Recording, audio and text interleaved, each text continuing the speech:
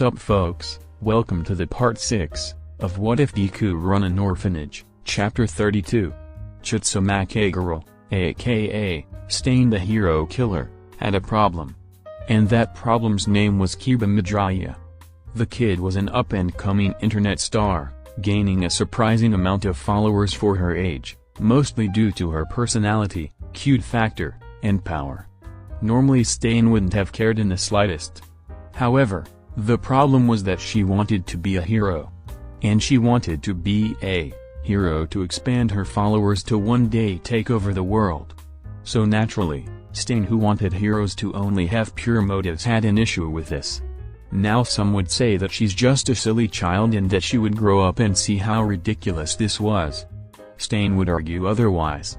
People with powerful quirks, which Kiba most certainly had, tended to be arrogant, whether they be a hero or a villain. And the girl was clearly a rich spoiled girl, meaning she was definitely gonna keep that arrogance as she grew up. All in all, the girl would most likely grow up to be another fame-obsessed, superficial, fake hero. Which is why Stain wanted to beat the shit out of her. Not kill her, she was very young. Meaning she could perhaps be educated instead of slaughtered. Stain wanted to sneak into that overly large house of hers and stab her a few times, break a few bones, leave some permanent scarring, and then leave. Normally this wouldn't be a problem. It should be easy to beat up a child. But Kiba Midoriya was no average child. Calling this child strong would be like saying the sun was a bit bright. She was ridiculously strong, able to fight giant kaiju at full power, could run a mile faster than he could run 10 feet, and could survive falling from skyscraper-level heights. In other words, in terms of fighting, she was out of his league. Sure, he was way more experienced and skilled, but that didn't matter much when power difference was so apparent that he wouldn't even be to physically harm her, and one hit would be enough to crush his skull in. But that wasn't the real problem. If it was just Kiba by herself, he could beat her. Not at full power, but she wasn't always at full power.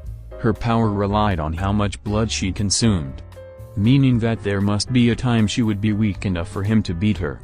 But it didn't matter much, because it wasn't just Kiba. Her whole family was a problem. Firstly, if he wanted to beat Kiba, then he'd need to do it when she was low on blood. However, she seemed to almost constantly be followed by her brother Fu, an infinite supply of blood. Secondly, there were the two other siblings she'd shown off, Shuraku and Kai, both of whom he wasn't exactly sure he could beat, at all.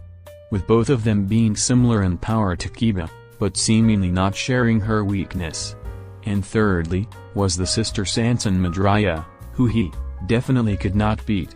She seemed to either be made of goo or acid, didn't matter, either way, he couldn't hurt her and she could hurt him. Now, Stain had wondered why the hell there were so many kids with grossly overpowered quirks in one place. And after a bit of digging, he figured out why.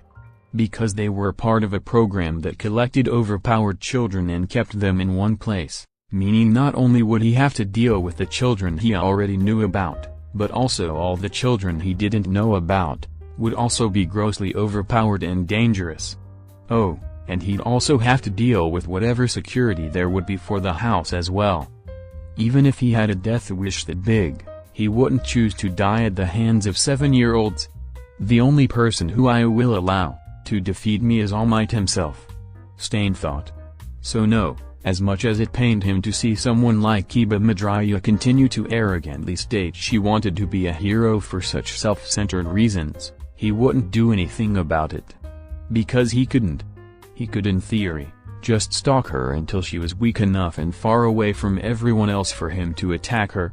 However, it seems she rarely ever left her house, and never left without one of her siblings, it seems. Of course, there would have to be exceptions. At some point she would leave the house alone, but the amount of time Stain would have to dedicate to find that specific moment just wouldn't be worth it. He could spend that time killing actual pro heroes. For now, the girl was safe from his wrath. For now. Security Izuku was doing more paperwork in his office when Yami came in on a Beowulf. Oh, "Hi Yami. Is something wrong?" Izuku asked him. "Lots of energy," Yami told him. It took a second for Izuku to figure out what he meant. "You mean you have lots of negative energy to make grim?" Yami nodded. "Want to be useful?" "Oh." Izuku smiled at him. "Thank you Yami, but it's your quirk, are you sure? Don't you want to use it for yourself?" "No," Yami said bluntly. "No need." "Huh. Well, I guess he barely does anything except sleep and eats," Izuku thought. "But still, what could I use the grim for? Well, what is the limit of what Yami can create? Maybe I can help him explore that."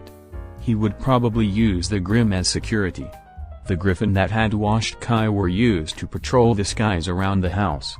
Make sure that nothing could come out of the air and pluck someone away. Again. "We should see what kind of grim you can create," Izuku told him. "Let me finish up some more work, and then we can go to the library and then the training room." Yami nodded and laid down on his Beowulf to wait. Half an hour later in the training room, the two of them arrived in the indestructible room, with the Beowulf carrying a load of books.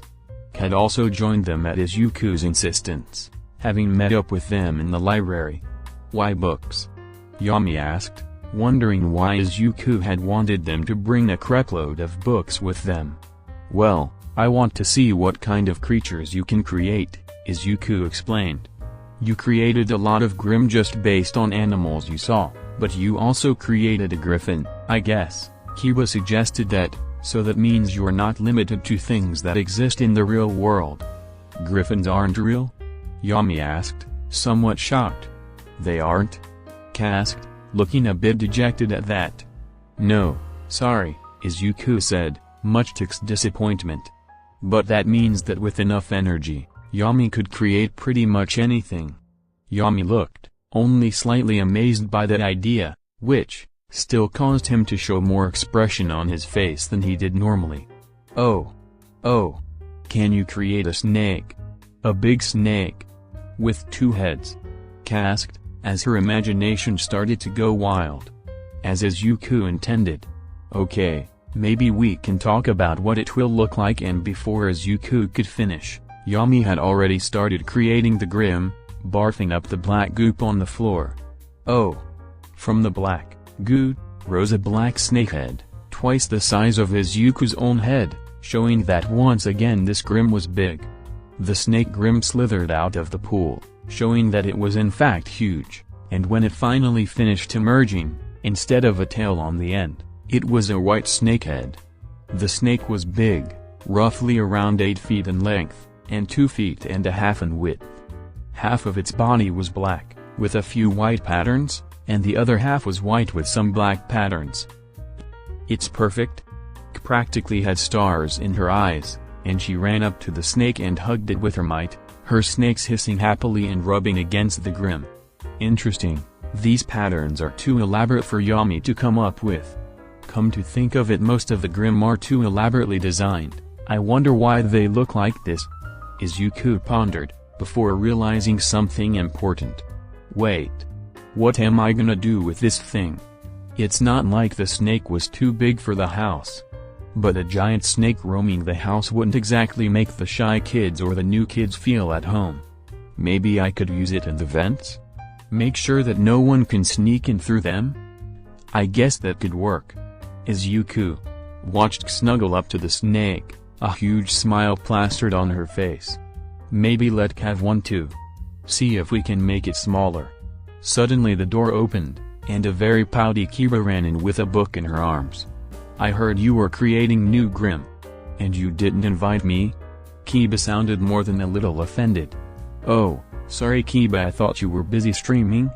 Izuku asked her. "I was, but I could have stopped." Kiba crossed her arms and pouted, holding the book to her chest.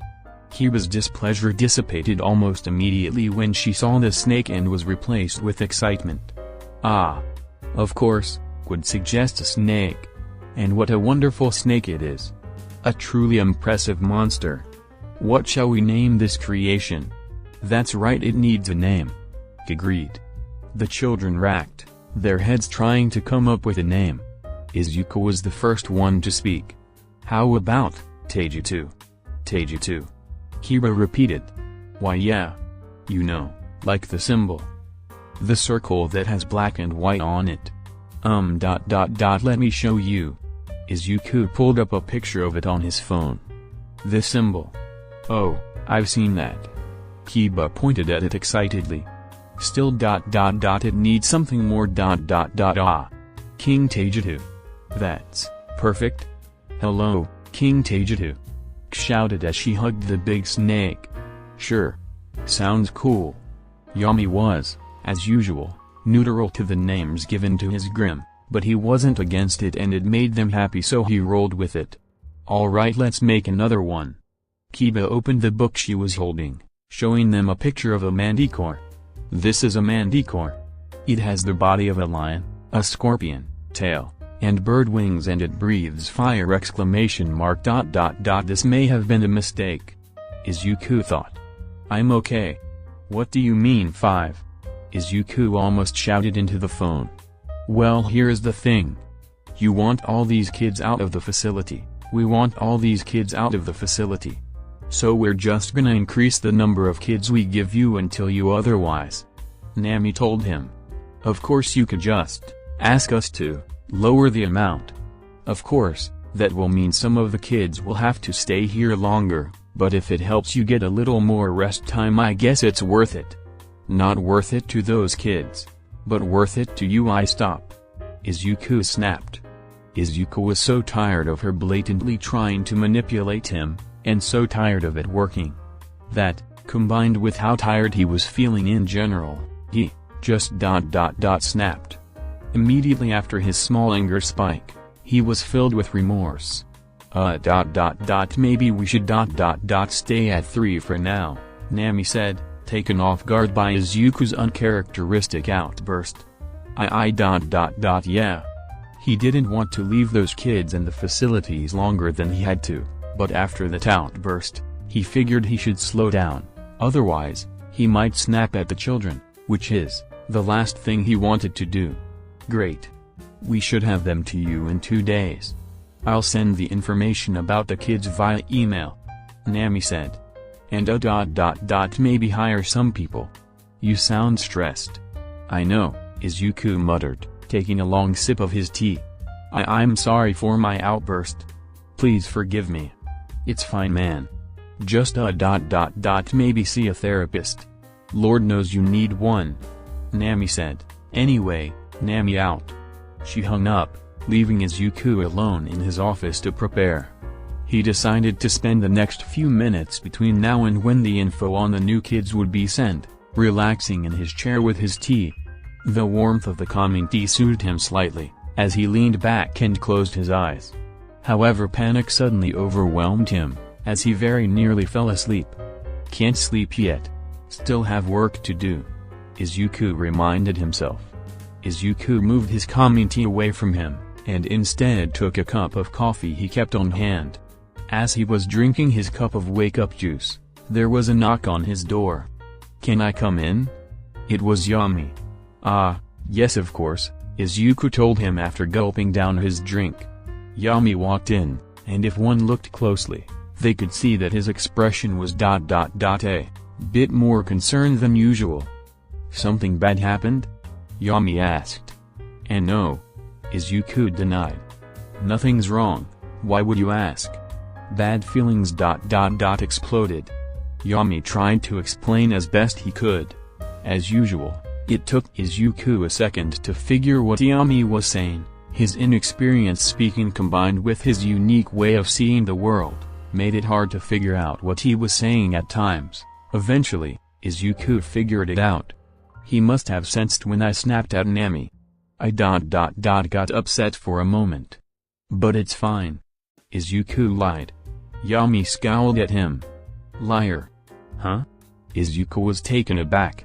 Yami had always been so passive and cooperative since he got here. This was the first time he's shown any hint of disapproval towards Izuku. "You're getting worse," Yami told him.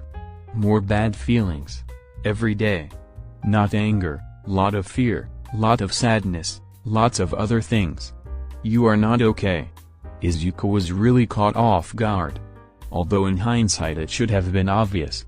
Yami could literally see emotions, so of course, he would notice if he'd been stressed out, although he didn't seem to be able to identify stress, just seeing it as another bad emotion, most likely due to lack of experience. Still, he would have to explain this away somehow. Preferably in a way that didn't make him worry. Listen, I just have a lot to do, so I've been stressed out recently. Izuku tried to explain. Stress? Yami repeated, wondering if that was that bad feeling he didn't recognize. Yes, stress, Izuku told him. Don't worry, I'm going to hire some new helpers soon and later. Yami interrupted. I see you lying. Izuku's eyes widened. Wait, you can see lies? Yami nodded. You feel worse when you lie. Oh, that's actually really clever. But it means I can't lie to him. Izuku didn't particularly like lying to the children. But he would do so if he thought it was in their best interest, although he never felt good about it. Well, you see. Izuku desperately searched for a way to keep him in the dark without lying to him. Meanwhile, Yami was getting frustrated. He had come here to see what was bothering his father and hopefully make him feel better, but that feeling, stress, was only increasing since he got here. What's wrong? Yami repeated aggressively. I. Izuku sighed.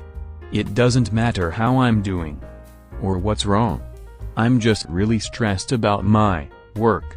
I'm trying to fix the problem, but it's taking a while and I'm having some issues. But it's nothing for you to be worried about. Yami growled. But Yami! Izuku shouted, causing the boy to flinch. Having never heard Izuku shout before. Just let it go please. Yami looked up at his father. He really really wanted to make those bad feelings go away. But he only seemed to be making things worse. For now, he would back down. But he'd try something else. Yami bowed his head. I'm sorry, Dad. No, I'm sorry. I shouldn't have yelled at you like that. Izuku apologized. You were only trying to help. How about I make steak tonight? That should have excited him. And it did make him feel a bit better, but he was still very upset over his failure to help Izuku and left without saying another word. Once he left, Izuku's head fell into his hands, as shame and guilt ate away at him. I can't keep going like this. I've started yelling at the kids. I need to hire help. Suddenly, Izuku's phone vibrated. He took it out and saw a notification that he had gotten the files on the new kids. I'll look at workers. After this. Izuku told himself. Hours later it was late at night. And many of the kids had fallen asleep. However, as usual, the nightlife of this house was almost as active as the day. Kids like Sanson and Fu never needed to sleep, so they often stayed up all night. Kiba liked to go outside during the night, as the sun would not be around to bother her. Fukinoko would like to sneak out of her room, to do things around the house that she couldn't do in the day, because of the number of people. Izuku was also often awake during the night, doing work. Tonight, however, someone else was awake. That being Yami. Fu was in the library, reading a book, when Yami, riding on his Beowulf as usual, came up to him. Yami? Is something wrong? Fu asked him. You smart, Yami said. You mean, you're smart. Fu corrected. No, you smart, Yami told him. No, I mean you said it wrong, Fu said. It's you're not you. Oh. Yami realized his mistake. You're smart. There you go. And yes, I am. Fu said. He was very aware of his own intelligence compared to everyone else, thanks to the emotional distance his quirk gave him, one of few benefits it afforded him. Problem. Dad has lots of bad emotions. Yami tried to explain. Tried to help. Made it worse. Fu nodded. How bad is it? Bad, Yami said. No, I mean ... Is it worse than Fukinoko? Fu asked ... Almost, Yami said. Fu frowned. I knew Izuku wasn't feeling good, but if it's that bad. The undead miner thought about the situation. Confronting him, according to Yami, only made the situation worse. Fu was smart enough to realize when he needed help. We should ask Okako for help next time she's here, Fu said. Right now we should just try not to make things harder for him. For whatever reason, the two boys had a bad feeling about this. Like whatever they had just stumbled on was the tip of the iceberg. They would just have to wait and see how this all played out. Chapter 33. Izuku was glad that, at the very least, 2 of the 3 new children would not require any special precautions. Mew was an ... interesting one. His quirk let him phase into a different dimension. Now it wasn't like he went to a different universe or something. Reportedly, it's more like he went to a different plane of existence, where he could still see everything around him. But they can't see or interact with him, and he can't interact with them. In fact, he could reportedly go through objects while in this dimension, and even walls. One big drawback, however, is that wherever or whatever this dimension is, it doesn't seem like things are really supposed to ... exist in it. And as such, if Mew stays in that dimension for any time after 30 minutes, his body starts to break down and disintegrates. Then it takes about an hour before he can safely re-enter his dimension. He can also drag other things, and even people into this dimension, however, they break down much faster, typically after about a minute. Also, according to the reports, the boy was rather shy and liked to be in his dimension for long periods of time. Often he wouldn't realize when he should leave his dimension until he had already started disintegrating, leading to various health issues.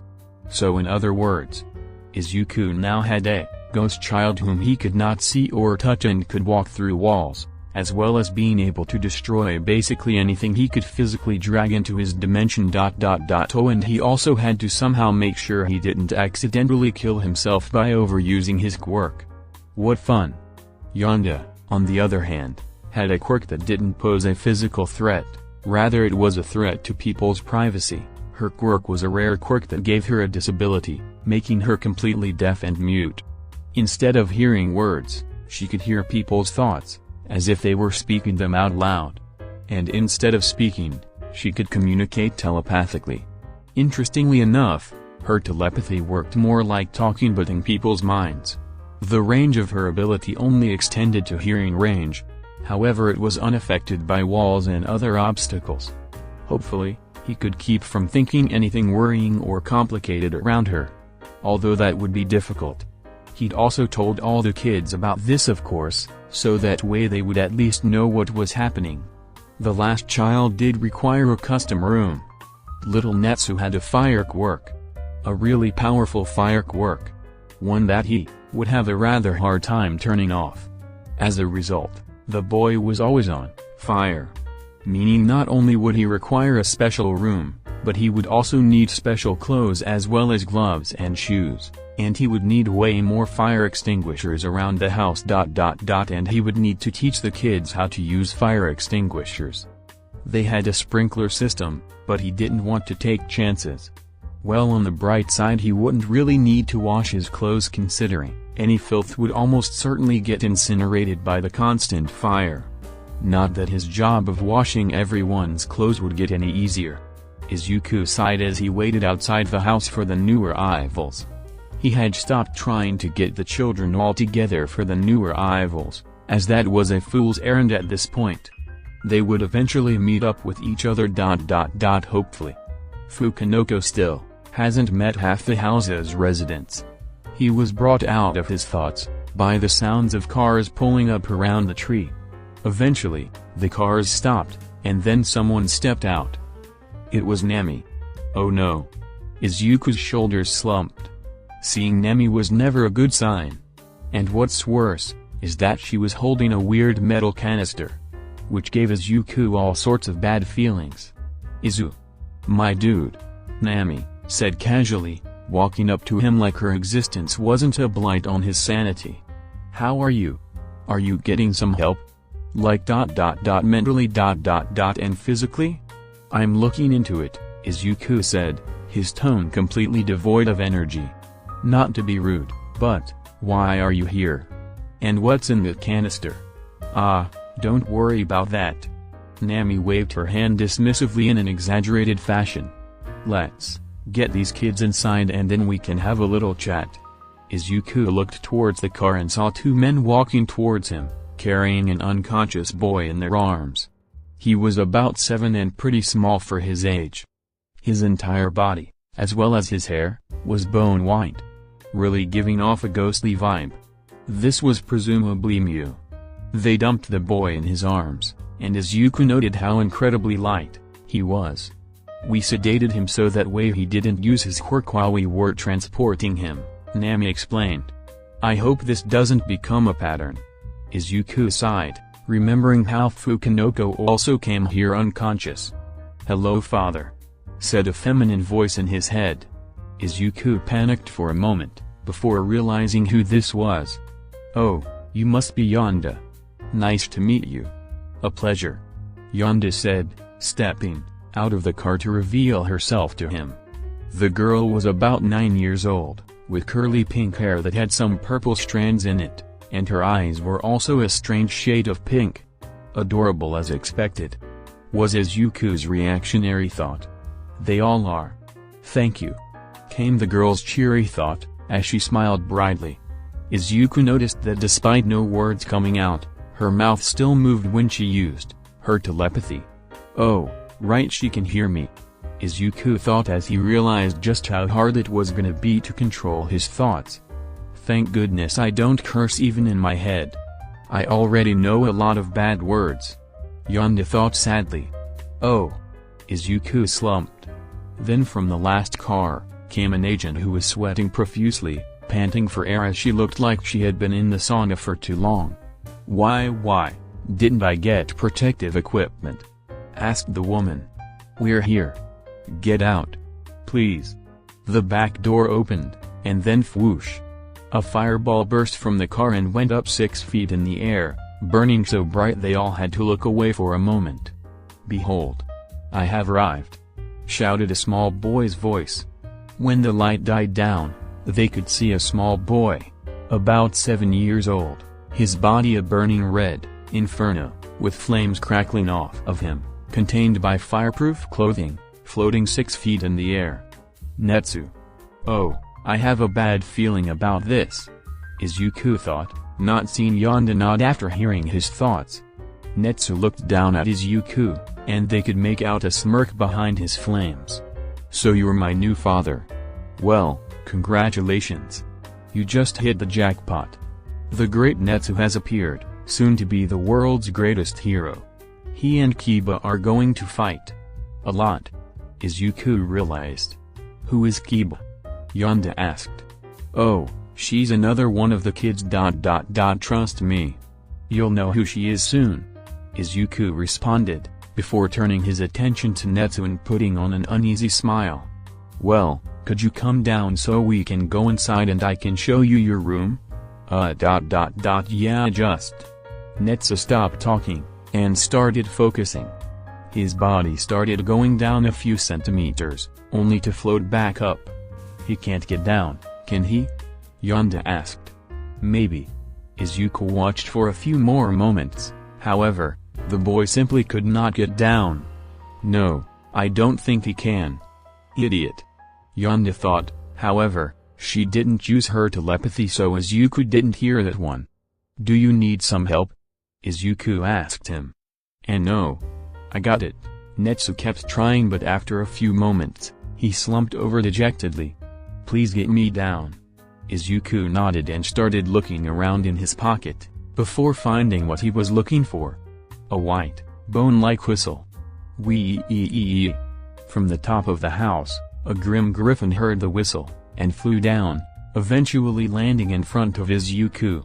Freaking out Yonda. What is that? The small girl immediately ran behind Izuku, hiding behind his leg. Cool. Netsu said with eyes wide in awe. This is a Grim.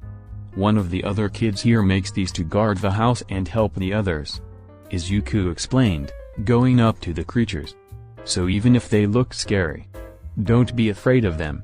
Izuku made sure to think about everything he was saying, word for word, so that way Yonda could hear what he was saying. Yonda still looked at the beast skeptically, still unnerved by the monster made of darkness. Please help him down, gently, Izuku ordered the Grim. The griffin flew up and grabbed the boy's leg with his claw. Fortunately, it grabbed his pants so the fire didn't spread to it as well. He pulled the boy down to the floor, before promptly letting him go. Yeah. Thanks, Demon Bird, Netsu said with a big grin on his face. Alright, go back to the roof with the others, Izuku ordered, as the griffin followed his orders and flew away. Others? There are more of those things? Yonda asked. Yeah, but they're not all over the place. I try to keep them out of sight most of the time because they are a bit scary. Izuku thought. A bit? Yonda thought. Can I have one of those? Netsu ran up to Izuku and asked with eyes wide in excitement. Well, all the kids can ask the Grim for help, Izuku explained. He did ask Yami to give the kids control of the Grim as well, albeit limited control. He didn't want Kiba to order the Manticore to start shooting fire and end up setting the house ablaze. Although with Netsu that was now going to be a constant concern. But if you're good you could have one for a pet. Yes. My new dad is awesome. Netsu cheered. Izuku felt a spark of happiness in his chest from that statement, and a small smile appeared on his face. Seeing this, Yonda scowled for a second, before hugging Izuku's arm. I think you are great too, Dad. Oh, thank you. Izuku told her mentally. Wow. The kids sure do behave well. Then again, none of them ever really behaved badly. I mean ... Yami kidnapped me, but he didn't know any better. What?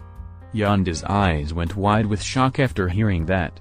Oh, right, she can still hear me. Izuku realized. Don't worry about that. I'm fine. He's fine.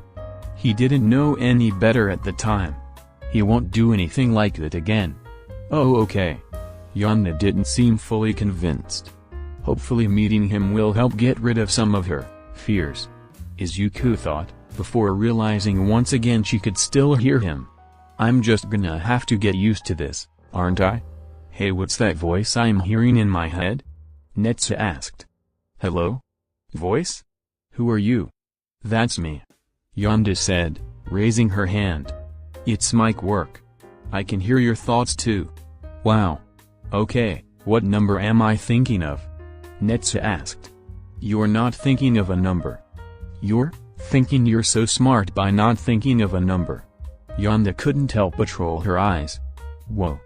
Netsu said. Your Quirk is cool. Not as cool as mine. But cool. I'm deaf. Yonda explained bluntly. Oh ... What does that mean? Netsu tilted his head in confusion. It means I can't hear anything. I can hear thoughts. But not anything else. Yonda asked. So I can't hear when you talk. Oh. Netsu thought. Okay. Your Quirk is cool. Not as cool as mine. But cool. Thanks. Yonda thought. Well, now that everyone is introduced, let's go inside. Nami grinned. The sooner you two get to your rooms, the sooner me and Daddy Dearest get to talk. Please don't call me that. Izuku sighed, pulling out a thermos and drinking coffee. So tired. Need to keep going. Are you tired, father? Yonda asked, concerned for her new father's safety. Izuku flinched. I'm fine. I'm fine. Let's just ... Let's go to your rooms. Sometime later. Izuku and Nami sat in his office, with Nami still holding the canister, and Fu having joined them at Nami's request. The new children had been shown to their rooms and Izuku had excused himself. Yonda had tried to stick around, but Izuku insisted that they would get to know each other better after this meeting. Again, not to be rude, but why are you here, and why did you ask that Fu join us? Izuku asked. Fu was sitting behind him, staying silent and listening intently. Well, remember when I said we were only gonna bring 3? Nami asked. Izuku's eyes widened, as he realized what exactly was in that canister. "Before you say anything," Nami said quickly, "it's a baby. We brought them into our custody, and we needed to get them out of there immediately. For their safety." Izuku sighed. "Well, if it's for their safety then it can't be helped. Please explain more about the child, and what this has to do with Fu." Well, you see, they don't have a name yet, so we just call them by their quirk's name. Symbiont," Nami explained. "They were born about a month ago. Their quirk makes them this black gooey thing. Kind of like Sansan, but if she was made of the black grat that Yami vomits. So that's why they're in that container." Izuku thought. "I hope they haven't been in there for too long. When he latches onto a living thing, goes inside them via their pores or something, and starts what we call a bond." Nemi continued.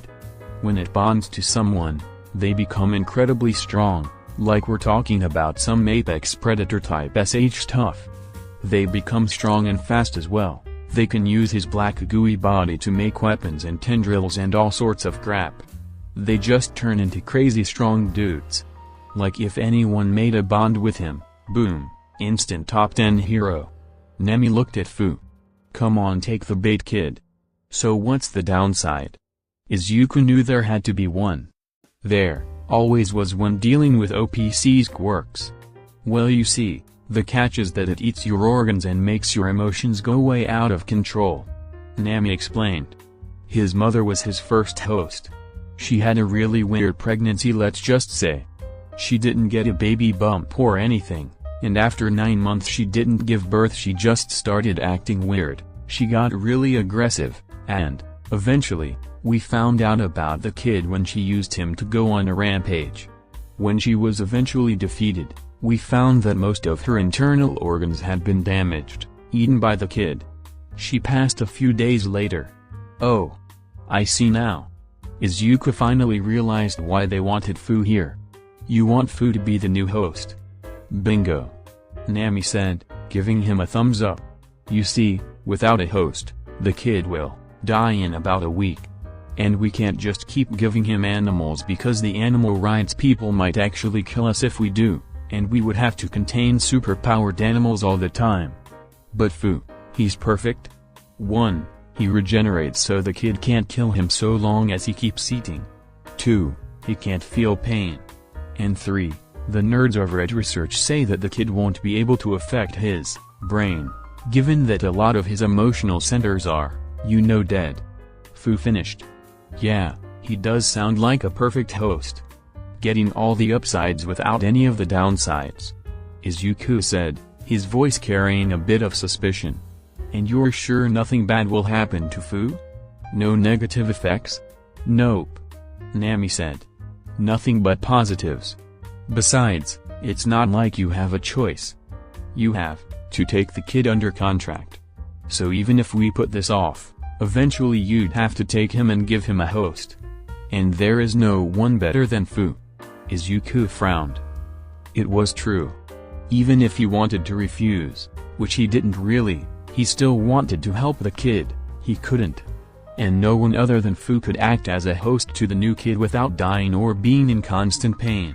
"I'll do it," Fu spoke up, volunteering himself.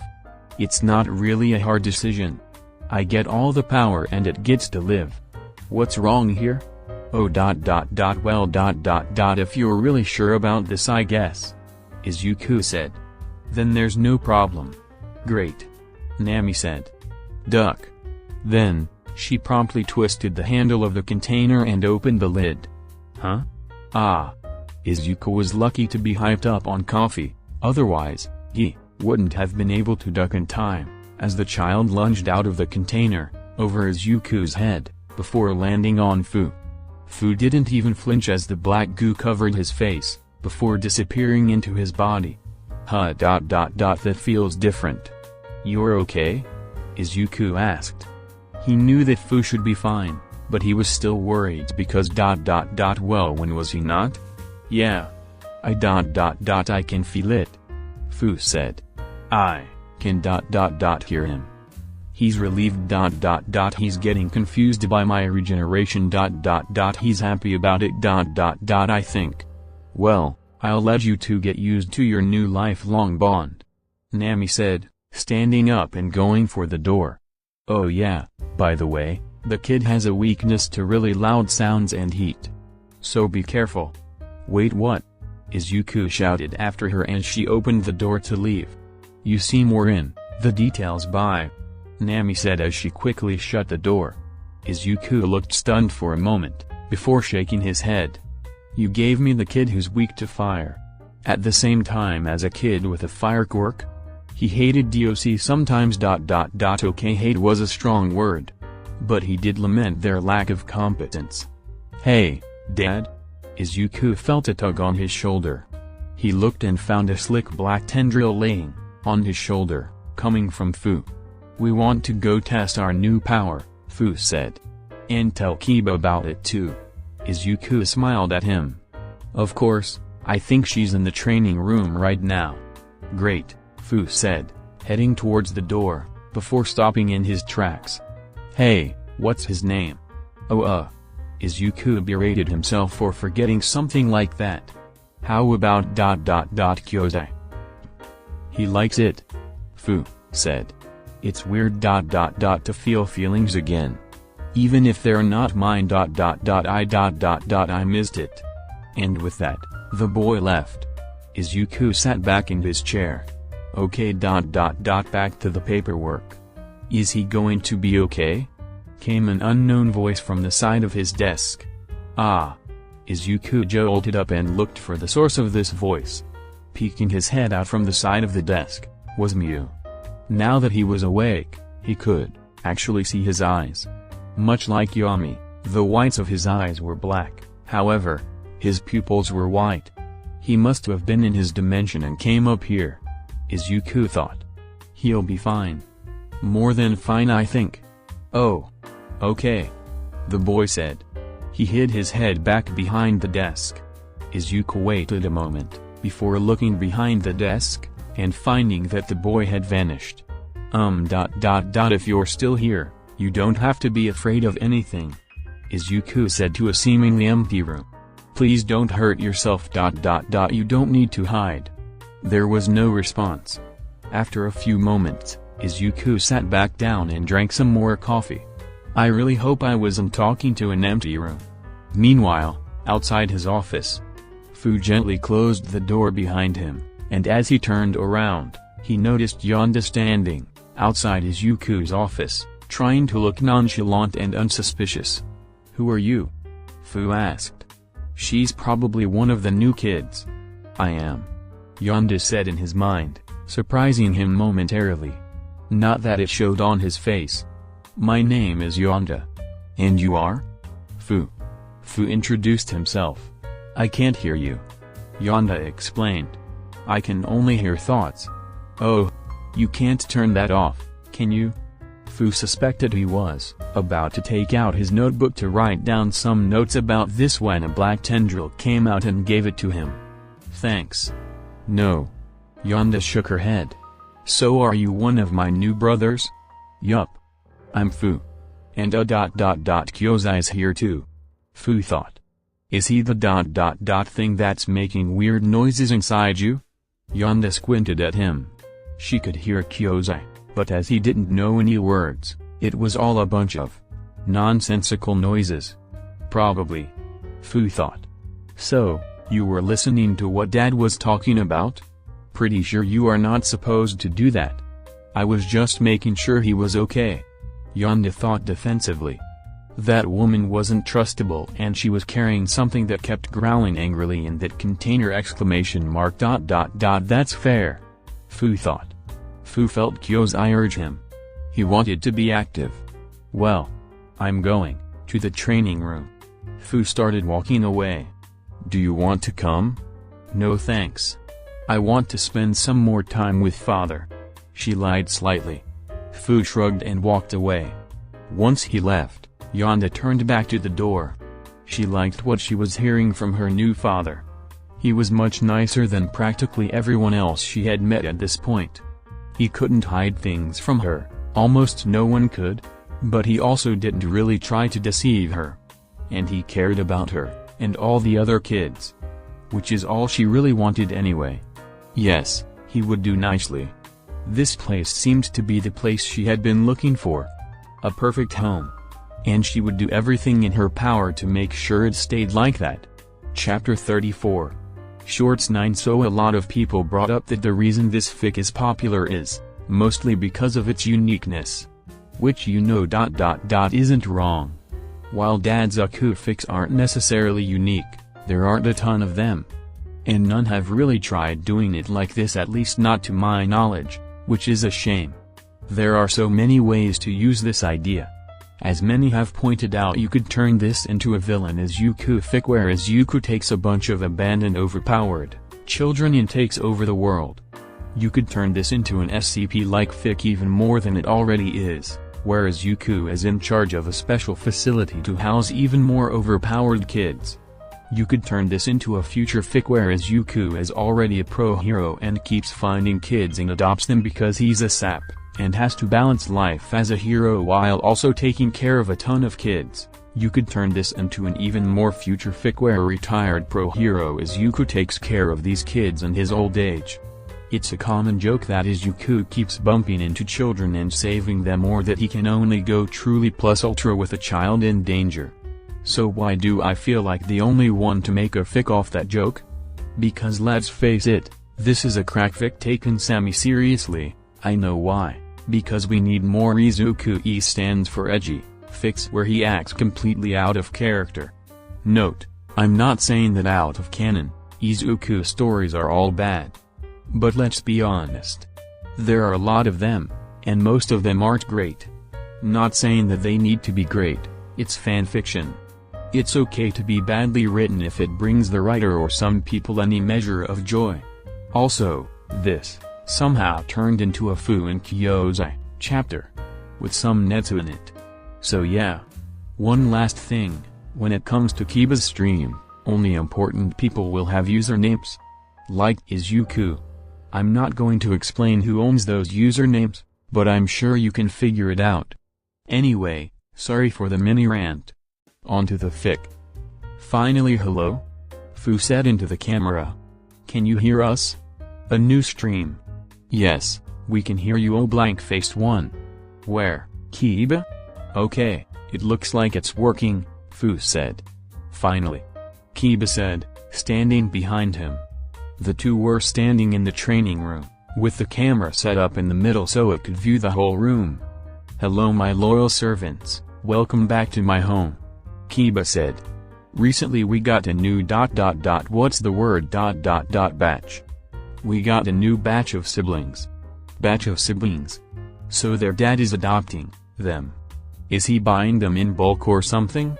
What the heck is going on? Do you think we should explain the whole thing about Dad? Fu asked. No, my subjects are clever. I'm certain they can figure it out. Kiba waved her hand, dismissing the matter. Anyhow, while we will introduce you to ... most of our new siblings. I have yet to meet Mew as of yet. No one has seen Mew yet. He could be anywhere and no one would know.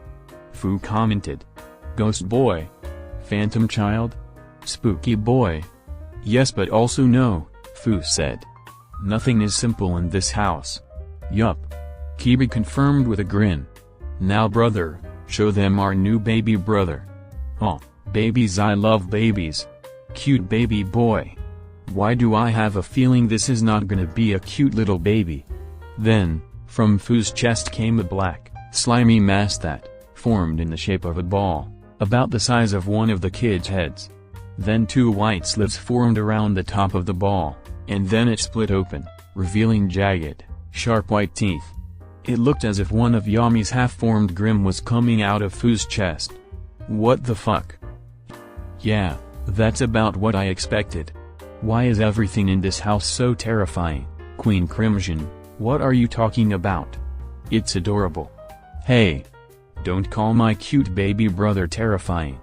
Kiba pouted, hugging the slime. He is actually very adorable. Hiss. Kyodon let out a demonic hiss in response. Oh, She's one of those kinds of girls. You mean the awesome kind? Why is it on Fu? I'm so glad you asked. You see, Kyozai's quirk is called symbiote. Kiba mispronounced. Symbiont. Fu corrected. And it lets him bond to a host, making them stronger, tougher, faster, and all sorts of exciting things. Kiba was practically bouncing on her heels as she said this. And the only cost is that it eats your organs and makes you go insane by increasing your emotional sensitivity. Fu filled in the blank. Sensitivity. Kiba finished. Yeah, only, such small insignificant drawbacks. So Fu is perfect? He regenerates and his emotions don't work anyway. I still feel emotions. Just not as much. Fu corrected. Ah. Enough explaining. My subjects did not come to hear me explain what Kyozai does, they want to see what he does. Kiba said, getting impatient. So let's just do this already. Fu rolled his eyes, but he could feel that Kyozai wanted to do the same. Not that he was eager to hurt Kiba, in fact, the sludge boy was quite fond of her, whether that be from Fu's own fondness of Kiba or because of Kiba's fondness of him or a combination of the two. No. One thing Fu learned about Kyozai is that he liked to be active, much like Sansen. He wasn't sure if that was an inherent thing about people with quirks like theirs. He'd have to talk to Izuku about it. He very much enjoyed the prospect of battling Kiba, because it meant lots and lots of activity. Kiba moved to one end of the room, eager and ready. Fu moved to the other end of the room. Kyozai started to spread around him, completely encompassing him until he was completely encompassed in black. Kyozai's eyes appeared on his head and his sharp-toothed jaw appeared over his mouth. He really does look like a grim badass. All Might Fan 2033: please don't curse on my daughter's stream. Oh, shit, daddy's here. What did he just say? Sorry, sir. You should change your username, it's really generic. All Might Fan 2033, I know. So does Fu fight using Kyozai like a suit, or does Kyozai fight using Fu as a meat puppet? All Might Fan 2033, according to my files, both. Wow, nothing really is simple in this house. Files? Not wasting any more time, Kiba charged towards Fu, not quite at full speed but still at speeds way faster than your average person or vehicle for that matter. Normally, Fu would never be able to react to this, and Kiba's fist would fly through his head and shatter it like someone shooting a cannon at a pumpkin. However, the power Kyozai offered made things different. It's like everything slowed down, and he could react so much faster. So when Kiba got close, he was able to grab her out of the air and throw her at a wall. Kiba grinned. Finally, Fu could give her a proper fight. So she didn't need to hold back. Fu's black fist enlarged to twice the size of his head, and then launched it at Kiba, extending his arm similarly to Sansen. Kiba easily dodged the attack and ran at him once more, this time at full speed. Sploosh. Fu couldn't react this time, and Kiba punched through his torso, causing black goo, blood, and guts to fly everywhere. You know, out of context this would be horrifying. This is horrifying in any context.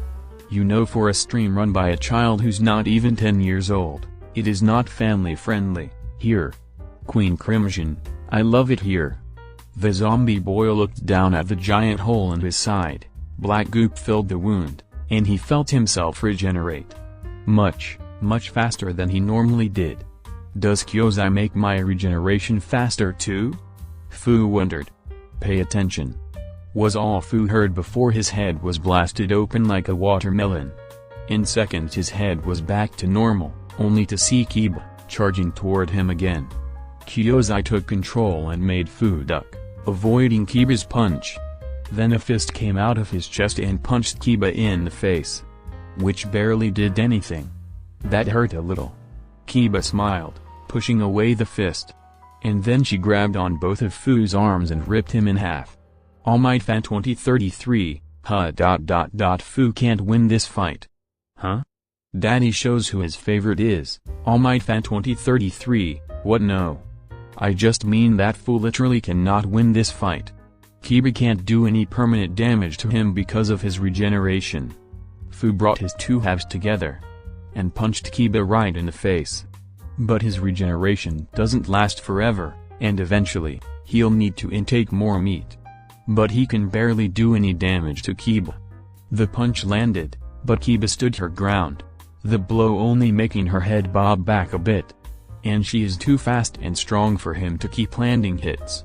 Fu threw out another punch, but Kiba caught that one, and grabbed his other fist, before kicking him in the chest and sending him flying into the farthest wall. Without his arms, his only real advantage is a possible range advantage. As Kiba ran towards Fu, from his arm stumps came a barrage of slick black tentacles that extended out and grabbed Kiba, attempting to restrain her. But he's too inexperienced to use it properly against someone this strong. Kiba easily broke free of the tentacles and started punching her way through the rest of them. Sure, Kiba's strength is also limited. But when fighting Fu, Kiba charged through the tentacles and came at Fu with her teeth bared, and when she got into range she took a huge bite into Fu's neck, drinking from his blood so roughly that she nearly took his head off. He has an endless supply of blood. And so the battle went on, as Izuku predicted. Fu kept trying to hurt Kiba, but the vampire girl simply ripped and tore him and Kyozai apart. Anytime Kiba felt her strength waning, she would simply tear off his head and drink from his skull. It was an almost literal bloodbath. But all the while, Kiba was having fun. Because she was actually trying. Fu kept trying new tricks, turning Kyozai into spikes, hammers, huge hands, throwing her around. Eventually, he tried moving around on the walls to try and evade her. Sure had harder fights, but the fact that fighting Fu was exciting for once, put a smile on her face. At long last, he was more than a punching bag. An hour and 47 minutes later, blood and gore had covered the walls, floor, and ceiling of the training room. Most of the metal had been covered in red, and organs and guts, sometimes in pieces and sometimes just not. Queen Crimson, it's paradise. Heaven. This is why I love Kiba. Oh come on, if you are not used to a cartoonish amount of blood and violence, then why are you even here? All Might Fan 2033, on one hand I'm grateful that Fu's here so the kids have someone to train against that they can't murder, on the other hand, I dislike just how used to gore and violence they've gotten. Kiba was panting with exhaustion, a huge grin still on her face. Fu meanwhile, while unable to feel exhaustion and physically fine, knew he was beat. He could feel his meat reserves bottoming out. If he didn't get any more meat inside of him soon, then he would go into a frenzy. It was time to call it quits. We're done. Fu surrendered, urging Kyozai to travel back into his body. We give up. The brain. Well, it seems Mr. Midoriya's analysis was correct. Queen Crimson, it's over already. Already that went on for almost 2 hours.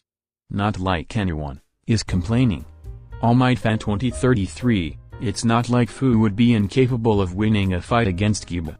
He just doesn't know how to use Kyozai to his fullest yet. If he could, he might find a way to do more damage or hold her off better. The brain, very adept Mr. Midoriya. One day I'm sure he'll be a fine hero. As will Miss Kiba. All Might Fan 2033, thank you Principal Nezu. Holy shit, Nezu's here? The brain, I recall he asked for no cursing. Sorry sirs. We apologize to our future mouse, bear overlord. The brain, you are forgiven ... for now. Kiba ran up to her brothers and wrapped them in a hug. That was great, Fu. You too, Kyozai. Truly worthy of being called my siblings. Please don't squeeze too hard. I need to eat more. Fu reminded her. All Might Fan 2033, don't worry. I already started making an entire feast when this battle started. Brainworm, but don't you have work to do, Daddy? Another kid? All Might Fan 2033, don't worry Kyaku, I'll be fine. I just have to do it after. You all come first. Always. Pogdat. Good parenting. Not something you see a lot from rich parents. Gotta put the babies first. Piranha Pete, I could have helped. All Might Fan 2033, you would have left your room?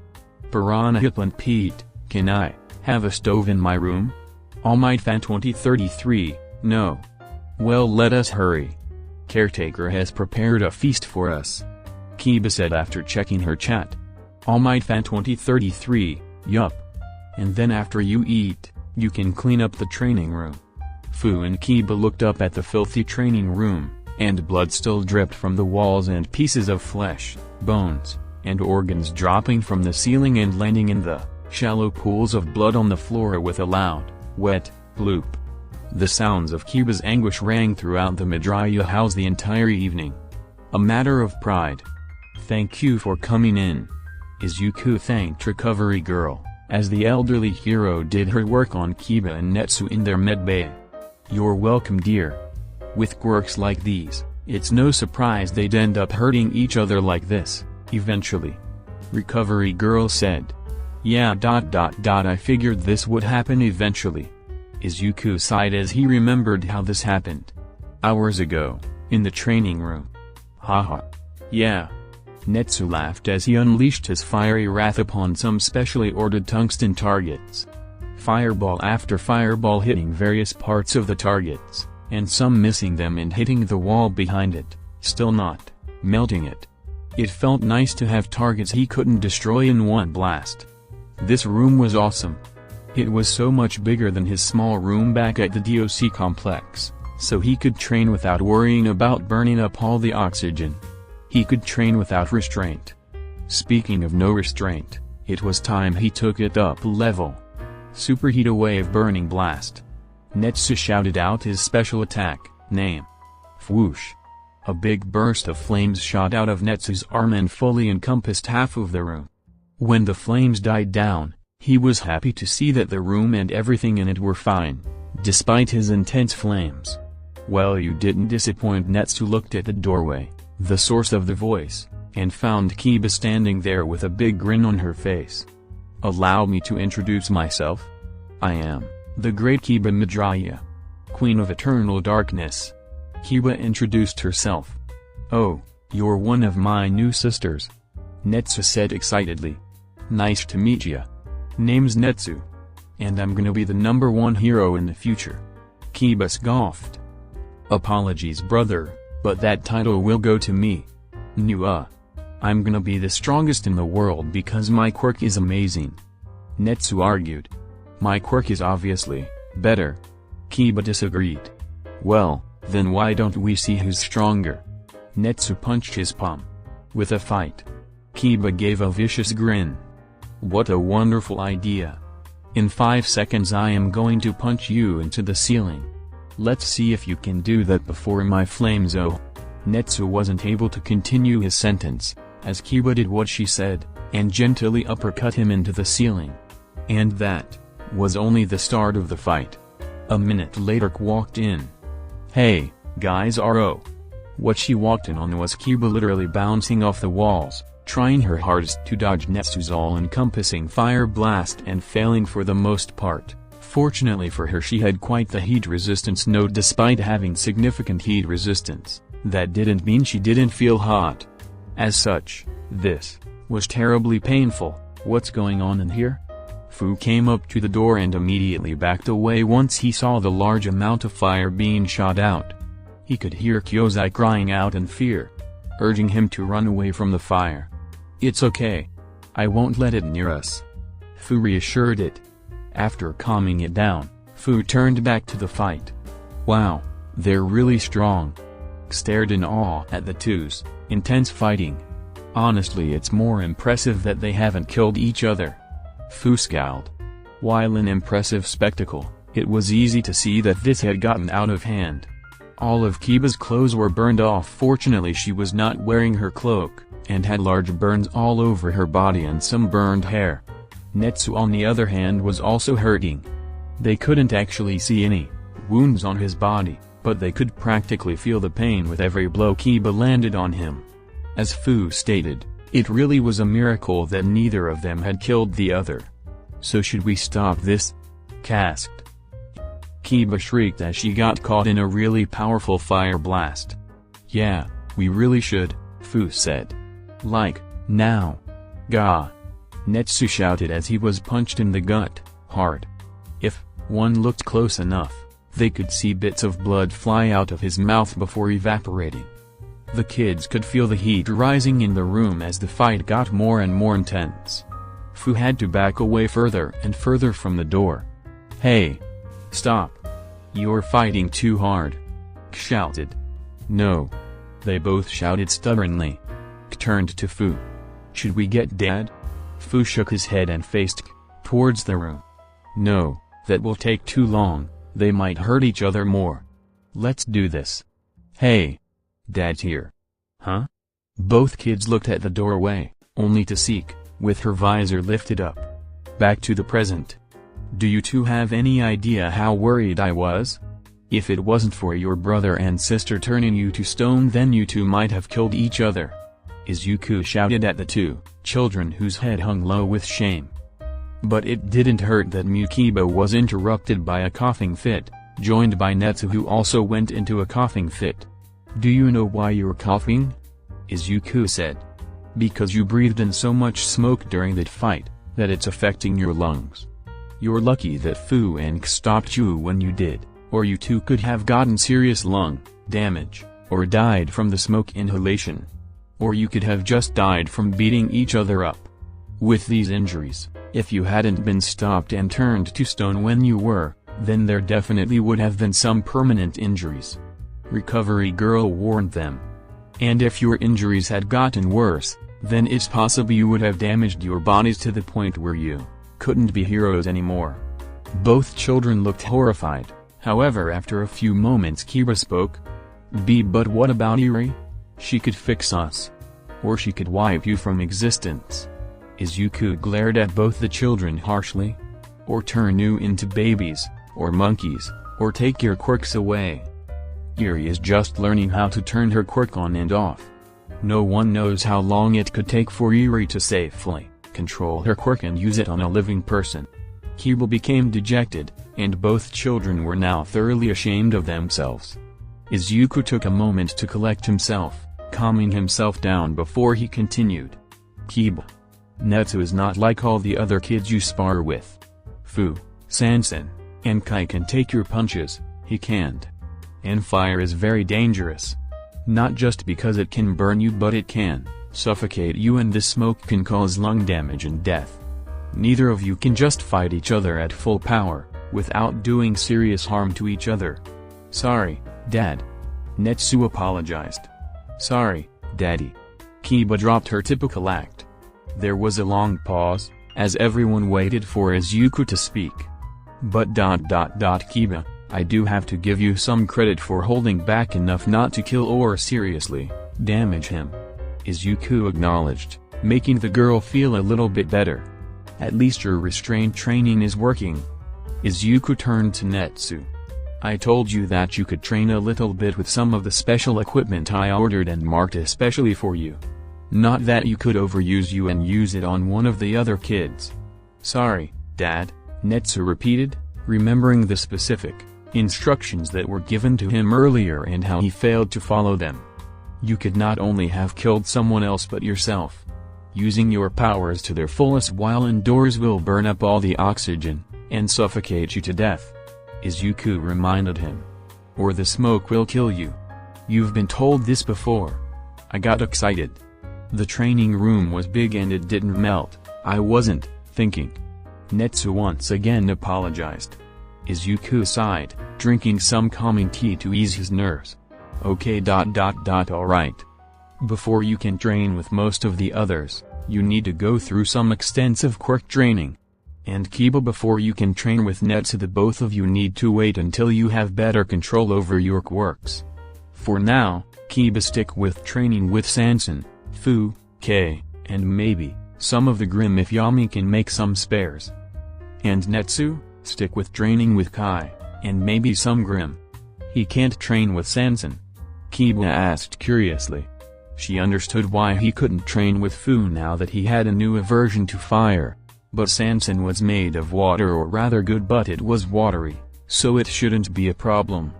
When liquids, like what Sansan is made of, are heated up too much, they do what's called evaporating, and turn into gas and mist and things, Izuku explained with the patience he had left. Now I'm not sure if that would kill her, but I don't want to take chances. So stick to training with Kai. Not at full power, his scales are only so fire resistant. Yes, Dad. Netsu nodded. And both of you are grounded for a week and a half, Izuku told them, sternly. And no exercising during that time either. You two are going to rest your bodies until about 2 weeks. Recovery Girl said. Until 2 weeks have passed. Izuku finished.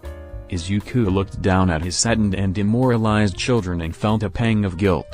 He knew he needed to do it, but he didn't like it. He carefully hugged both the children, making sure that he, A, didn't hug too hard and B, that he hugged the parts of Netsu covered by his fireproof clothing. It was still hot but it didn't burn him. You both have such powerful quirks. Gifts. But with that power, comes responsibility. You have to learn to use less of it, otherwise, you'll end up killing someone one day. Izuku told them. I understand that it's hard. It might feel like you are living in a world made of cardboard sometimes. Always careful not to break something. Break someone, but it's what needs to be done so that way one day, you can be the heroes you want to be. The heroes I know you can be. Neither of the children hugged back. Not because they didn't want to, but because Kiba's skin was sensitive right now, and because Netsu was still on fire. But they both nudged themselves into Izuku's embrace. Is this what a hug feels like? Netsu wondered. Nice. The hug lasted a bit longer before the moment was ruined when the door was literally thrown off its hinges, and Shruku entered. And she was not happy. You burned my dress. The spider girl yelled in outrage. Izuku sighed. It never ends, does it? Where do Sansons come from? Izuku put down his phone and wiped the sweat from his brow. Alright, so that's the food for this month taken care of. Now to order. Shruku's materials. Knock knock knock. Was the sound of someone banging on his office door. Dad, can we come in? Asked the energetic voice of Netsu. Okay, Izuku said, then taking a drink of water while also downing his anti-headache medication. The door opened, and in walked Netsu and Fu came walking in. Hey, Dad. How does Sansan have babies? Netsu asked immediately. Izuku spat out his drink. What? Netsu was about to repeat it, but Fu shoved one of his hands, which he had already torn off, into his mouth to shut him up. We were showing Netsu our notebook, and all the cool quirks around. And then we started talking about Sansan. Fu explained. And we were wondering how Sansan gets pregnant. With new context, Izuku now properly understood the question at hand. It was an understandable one too. Izuku himself had wondered the exact same thing until eventually, he got the reports on how it worked. Fortunately, Izuku had already explained the birds and the bees to pretty much all the children during their lessons. Now one might say it's too soon to do such a thing. But Izuku had his reasons. One reason mainly. Because of animal quirks. You see, when a person got an animal quirk, it often came with animalistic habits. Sometimes, including some form of heat, often occurring before that person reaches the proper age. This has led to many issues in both the past and present, and for a while was the reason for many negative perceptions of people with animal quirks in the past, that would eventually turn into the creature rejection clan and other discriminatory groups. Izuku had absolutely no doubt that in his line of work and with his luck, he would have to deal with at least one kid going into heat, and as such it was better that he informed the other children of what these things were and how to properly react to them, rather than having an animal child in heat jump them and convince them to do a thing they shouldn't be doing because they don't know any better. Plus, with the internet and Kyaku, who was already aware of such things around, it was probably a fruitless endeavor to hide such things from them anyway. Okay, so Sansan actually can't get pregnant. Izuku started to explain. What happens is, when she gets older, at some point her acid will temporarily become non-corrosive. What does that mean? Netsu asked. It means it won't burn through anything, Izuku explained. So it's like when we give her the chemical? Fu asked. Exactly, the chemical actually forces her body into that state early. Izuku continued. But when that happens, she'll be able to slide herself into a woman ''s ... passage and leave a part of her body inside there to fertilize the eggs and have a baby. Both kids took in that information and thought about what that implied. Wait? Netsu thought. Does that mean Sanson is made of Fu shoved another hand inside his mouth to shut him up? Does that mean that Sanson is ... technically a boy? Fu asked. Izuku held in a breath. How to explain this? Because technically speaking he wasn't wrong while technically neither gender, she was closer, biologically speaking, to a male than a female, if only because of the way she reproduced. But Sanson is Sanson, Izuku told him, giving him a pat on the head. She can be whatever she wants to be. If she says she's a girl, then she's a girl. Fu thought about that for a moment, before shrugging. I guess you're right. But you didn't answer my question, Netsu spoke after turning the hands to ash. Is she made of hay? Netsu, can you go give Kai a fire bath? Fu, why don't you go watch him? Izuku said, quickly changing the topic. Okay, let's go, Fu said, also not wanting Netsu to finish his sentence. Using more ripped-off hands so he didn't have to touch him directly, he pushed Netsu out of the room and shut the door. Izuku gave a sigh of relief and got up to clean the water and blood from Fu ripping off his hands, that was now on his floor.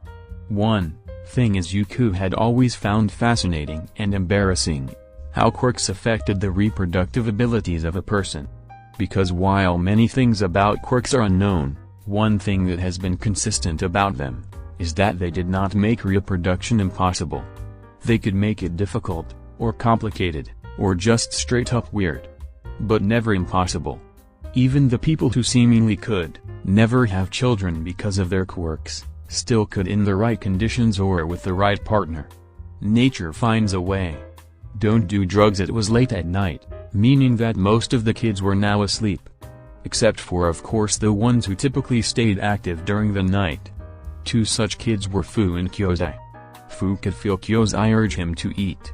After the good child had figured out how his regeneration worked, he had been insistent that they consume things on a consonant bias, so it could maintain its infinite food source. We're going to eat, don't worry, Fu reassured his body mate. As they walked towards the kitchen, they heard someone rustling around, and saw that the lights were on. Looks like Fukinoko was in the kitchen again, Fu said. While many of the children haven't actually seen Fukinoko on account of her almost never leaving her room. But Fu had been one of the few that was not eerie and to have seen her quite a few times. Fukinoko liked to visit the kitchen at night, and seeing Fu also frequented the kitchen at basically any time. He had seen glimpses of the girl on multiple occasions. Of course, he had never actually talked to her or even approached her. He had heard she was easily spooked, and an undead boy didn't seem like a good person to bring her out of her shell. However, now, they were hungry. And Kyozai wouldn't let that stand. Guess I'll just try not to freak her out, Fu said. As he walked into the kitchen, as quietly as he could, he saw Fuko taking something out of the oven. Cookies. Chocolate chip. He waited for a moment for her to put the tray down so she didn't drop it in case he scared her. Hello, Fu said, trying not to seem intimidating. Fuko jumped back. Fortunately, she had already put down the tray. Please don't hurt me. I won't. Fu tried to reassure her. I'm another kid that lives here. My name is Fu. FF Fu? Fuku repeated fearfully. WH, what do you want? I came here to eat. Fu was interrupted. Me? You came to eat me? Fuku kept backing away but hit a wall. And with Fu in front of the entrance, it seems like she had no hope of running away. Please. Don't hurt me. Poof.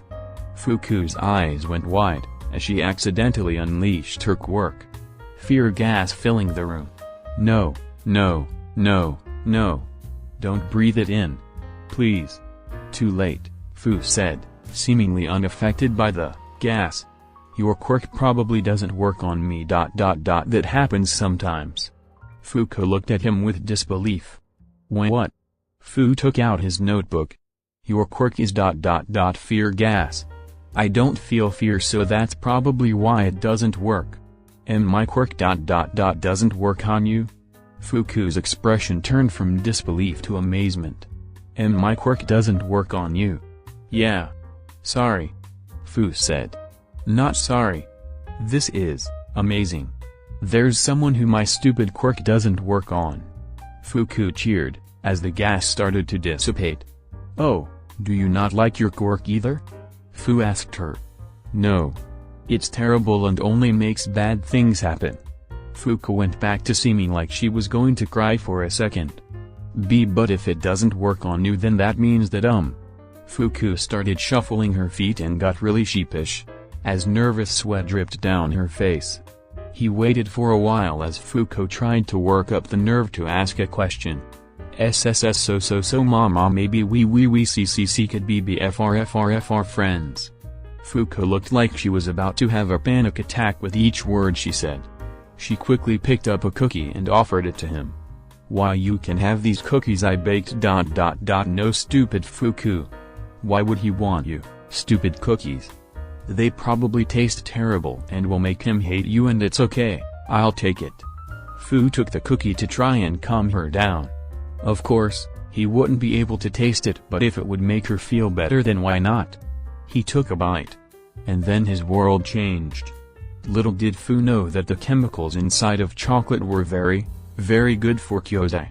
And so when he took a bite and chemicals traveled down to the goop child, Kyozai would reward Fu by making him experience pleasurable sensations. In normal cases, this would just result in any chocolate tasting like it was the food of the gods, but since Fu couldn't taste anything, this just caused an unnatural amount of dopamine to flood his brain. This would cause formerly dead parts of his brain to jolt back to life, temporarily, like they were struck by lightning. In short, chocolate equals a drug-like reaction in Fu. Suddenly the boy's face became more expensive than it had been in years, as his eyes went and became absolutely starstruck. For a few seconds, he was frozen, and when he moved again, he was no longer himself. Fu absolutely devoured his cookie, shoving it into his mouth hole, chewing it with reckless abandon. Once he was done with that, he started moving his head around wildly. More. Yap. Fuku backed up into the wall in fear as Fu's eyes turned completely dark, becoming nothing more than an animal. A chocolate hunting animal. His eyes landed on the cookies, and he leapt towards them. Fuku could only watch in horror as Fu slowly turned into a slick black monster. Bits of cookie went flying everywhere, only to get grabbed by tentacles and shoved into now spiky Fu's maw. By the time he was done, there was not even a crumb left. Out of chocolate, Fu looked around frantically for more, not finding anything until his eyes landed on the terrified Fukinoko. He lunged at her, grabbing her by her collar into the air. Where is it? Tell me. Fortunately for Fuku, the rush he got from eating chocolate, without any more to sustain the high, wear off fairly quickly. This caused his brain to completely shut off, killing him temporarily, before his quirk activated and revived him, but still left him and Kyozai completely unconscious. Kyozai was absorbed back into his body, and he fell over. Fuku stared at him in shock for a few moments, before also falling over unconscious. Fortunately, Izuku had been watching this on the cameras the whole time, and Fu was promptly banned from eating chocolate, and Fu spent the entire next week apologizing to Fuku. Chapter 35. Okay, just real quick, I wanna say, unless it specifies that Yonda can't hear someone, assume that the person is thinking what they're saying as well.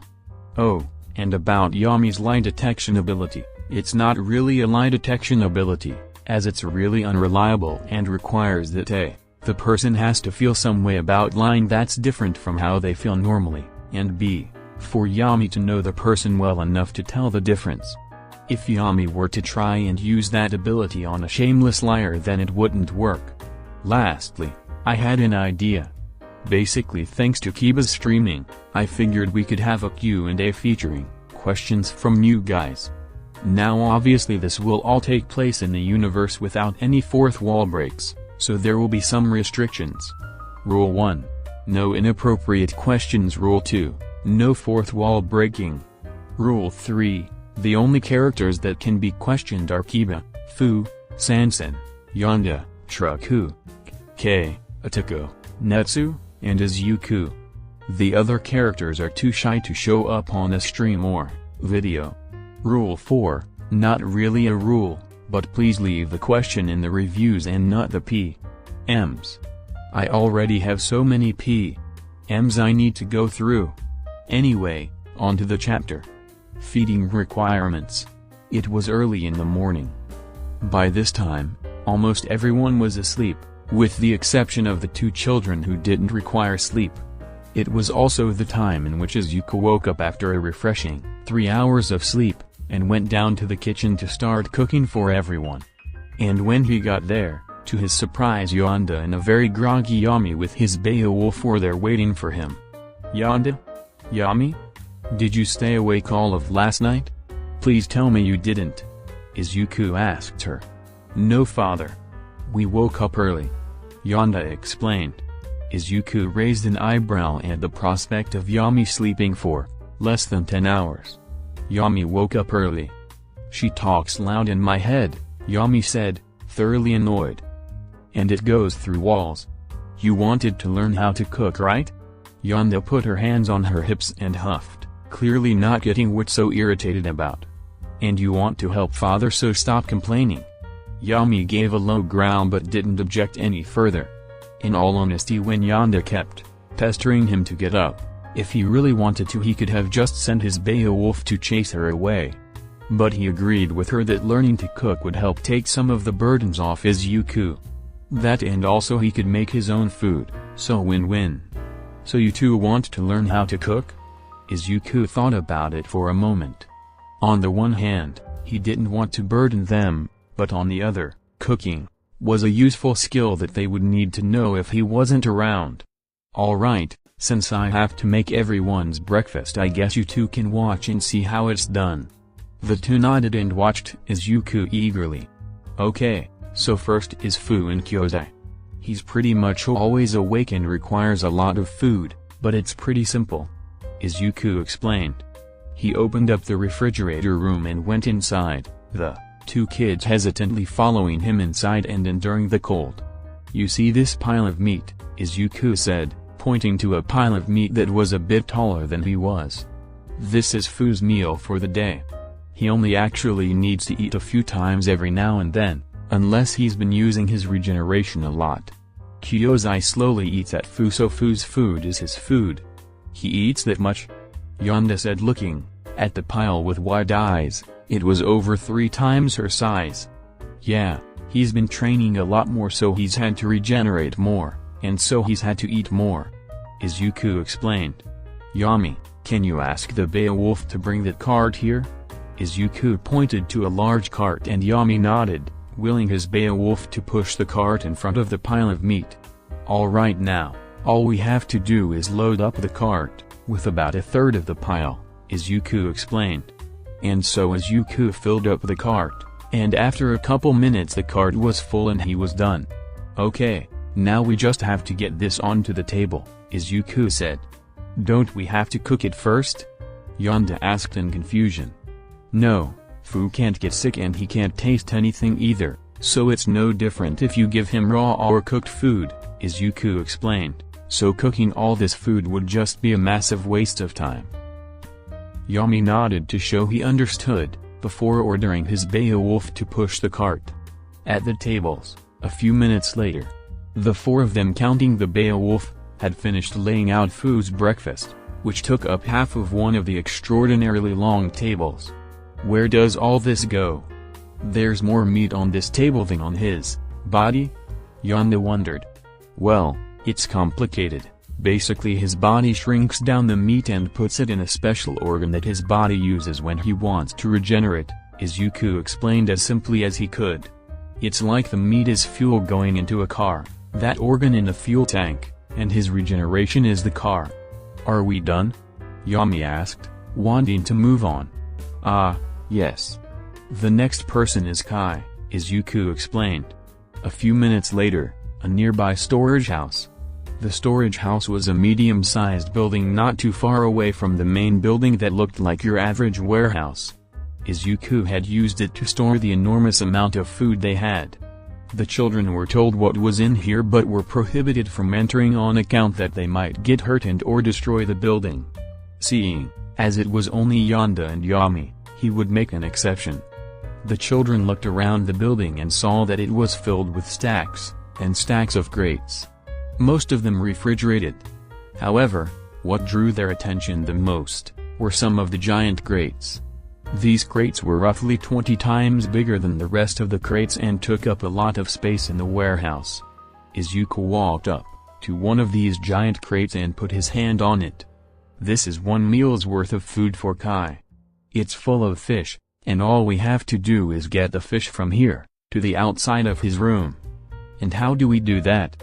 Yonda asked, seriously stumped on how Izuku had been doing this all this time. Izuku walked over to a nearby wall and pushed a button. Then, light poured into the building, as the ceiling opened up. The green-haired teen then pulled out his grim whistle and blew on it. WRRRRRRR. After a few moments, a swarm of griffin flew in and landed in front of him. Yonda hid behind Izuku's leg, still not used to the sight of these nightmarish creatures. Deliver Kai his food, Izuku ordered them. The Grimm flew up and over the crate, before lifting the lid off with their beaks, and throwing it to the side. Then, they dove into the crate and grabbed onto some ropes. They flew up into the air, revealing that underneath the huge pile of fish, was a tarp, that combined with the ropes, would allow them to lift the fish into the sky, which they promptly did, taking it away to give it to Kai.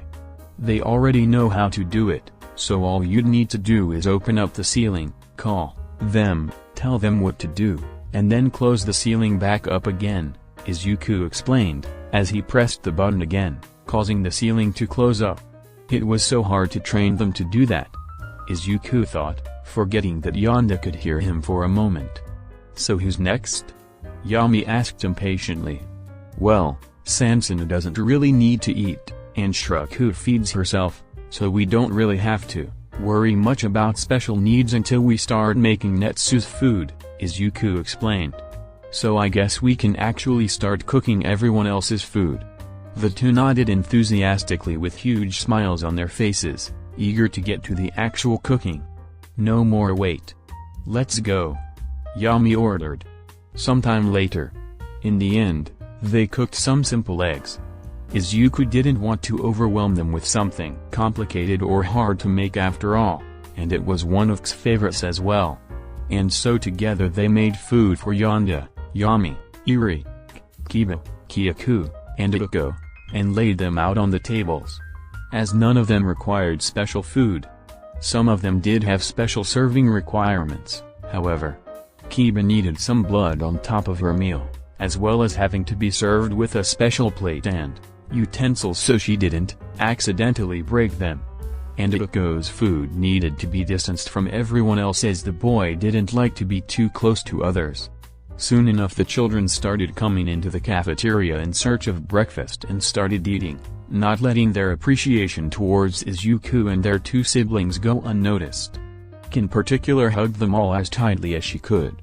Lastly, Mu and Fukinoko needed to have their dishes delivered to their rooms, as neither of them were keen to show their faces. Yami delivered the food to Fukinoko, whom he actually got to see for the first time. Izuku had given him a key that would unlock her room, and since she was asleep there wasn't an issue. So much negativity. Yami had always noticed Fuku's negative emotions. It was hard not to given there was so much of it, but up close, it made him very concerned. I'll have to ask Dad later. For now, He simply placed the plate on a nearby table, so she could eat it later on. Seeing as Fuku often stayed up late at night and woke up later in the evening, Izuku had allowed her to have a microwave in her room to reheat the meals he left for her. Meanwhile, Yonda was told to place the plate in front of Miu's door, and then turn around. When she did so, she heard some strange sounds behind her, and then a very quiet "thank you." And when she turned around, the plate was gone. Once the two were done, they returned to the kitchen where Izuku was preparing to make sausages. "The last meal we have to make is for Netsu. He tends to be a pretty heavy sleeper, so I typically make his food last," Izuku explained, as he started making the food. Netsu was pretty hard to make food for because he keeps burning it. DOC had these special cube things for him to eat that were heat-proof, but they tasted terrible, so I decided to find another way. Turns out all you need to do is make the food either undercooked, cold, or frozen, and it'll finish cooking inside of his mouth. You have to be careful though, because if it's too unprepared, it might not finish cooking when he eats it, and he could get sick, so you have to be very careful. "Father?" Yonda gave him a concerned and slightly exhausted look. "This is a lot of work. Do you have to do this every day?" "Every day, 3 times a day," Izuku said. "On top of all my other work ... and it's only gonna get harder as time goes on ... Wait, she can hear this. It's fine. If anything, it's fun." "Yeah. Fun." Yonda's look told Izuku exactly how much she believed that. Well, anyway, I'll stick to taking care of Netsu's meals since it requires a lot of care, so you two can sit down and enjoy your food, Izuku told them. The two kids nodded and were about to leave when they suddenly realized something. "What about you?" Yonda asked. Izuku gave them a confused look for a moment before his eyes went wide with realization. "Oh right. You don't have to worry about my food. I eat the same thing as everyone else, so you don't have to worry about that. If anything, I'll probably just have a piece of toast or something. You two go eat." Yami, hesitantly, left to go eat his food, but Yonda stayed a bit longer. She wanted to object, but her stomach started rumbling, reminding her of her need to eat. And so she walked out to join the other children, and as she was leaving she heard something concerning. "I really need to stop forgetting to eat." A walk between worlds. This place was ... interesting. It was a lot better than the facility where he had been kept before. He had a room ... Well, he had one before, but this time no one was watching him, so he could be in it without having to use his quirk to gain some privacy. And there was a lot more to do inside of it. But outside his room, there were the other children and Izuku. They were much more interesting and friendly than the people in the suits back at the facility. It made his walk so much more worth going on. Unlike Fukinoko, he didn't enjoy staying in his room all day. But since he didn't like interacting with people much, he used his quirk to go on walks through the house. He'd leave through his door, and walk the halls without his quirk, and when he heard someone or wanted to go through a wall, he'd go into his dimension. Before, he'd just stay in his dimension for the entire walk, but that only gave him 30 minutes to walk around and get back, so Izuku suggested doing it this way. His first stop was the library. This place was typically one of the quietest in the house. Fu was reading some manga over in the corner. Miu was honestly scared of him more so than most of his other siblings. Not really because of the oozing black slime monster that was inside him, it's because his expressionless face and monotone voice made him impossible to read. This unknown element made the boy quite frightening to someone who was used to studying people. Avoiding him, Miu walked over to the 3 other people in the room. Kyaku, Iri, and the 3 of them were huddled together with Kyaku in the middle and Iri and on either side of her, as they all seemed to be reading and talking about the same book. Iri was someone Miu was kind of jealous of. The girl was shy, like himself, and very scared of most things, like himself, but she was braver than him. Even though she was scared, she still didn't hide, not like he did. He wishes he was more like her. Quirk was bursting with energy and was always interesting to watch. And honestly, not all of her puns were terrible. But most of them were. Kyoko was a bit scary. She was always so sure of herself and assertive. The book they were reading was titled, Looking Up to Magical Girls. Well, that seemed like a nice book. Mew walked behind the girls and got a real good look at the book. Oh.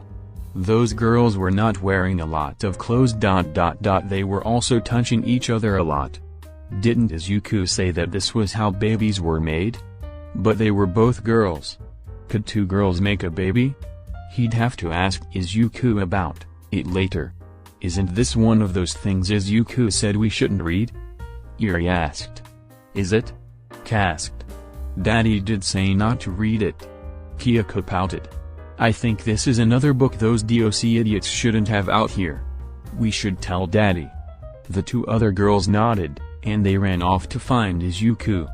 DOC was a wonder to Mew how they could be so incompetent at times and yet still manage to catch so many powerful children. Regardless, now that the girls were gone, he should go elsewhere. Next was the cafeteria. Not much here today, just Yami asleep on the table after eating a lot of food. Not much out of the ordinary. Yami was strange to him. By all rights, he should have been terrified of the nightmarish-looking boy who could spawn hellish beasts of darkness, but he had gotten used to the Grimm rather quickly. After seeing them be used by everyone as assistants, he got over their appearance rather quickly. And Yami himself had an appearance similar to his own, so that didn't scare him all too much. After all, he wasn't really afraid of physical threat, it was more social situations that scared him. If something tried to attack him he could always just use his quirk, and he was basically invincible. If he tried to do that in the middle of a conversation, that would only lead to more issues later.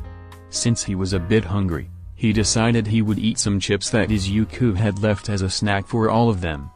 There were a lot of flavors and he didn't know which one to pick, so he just picked the regular ones.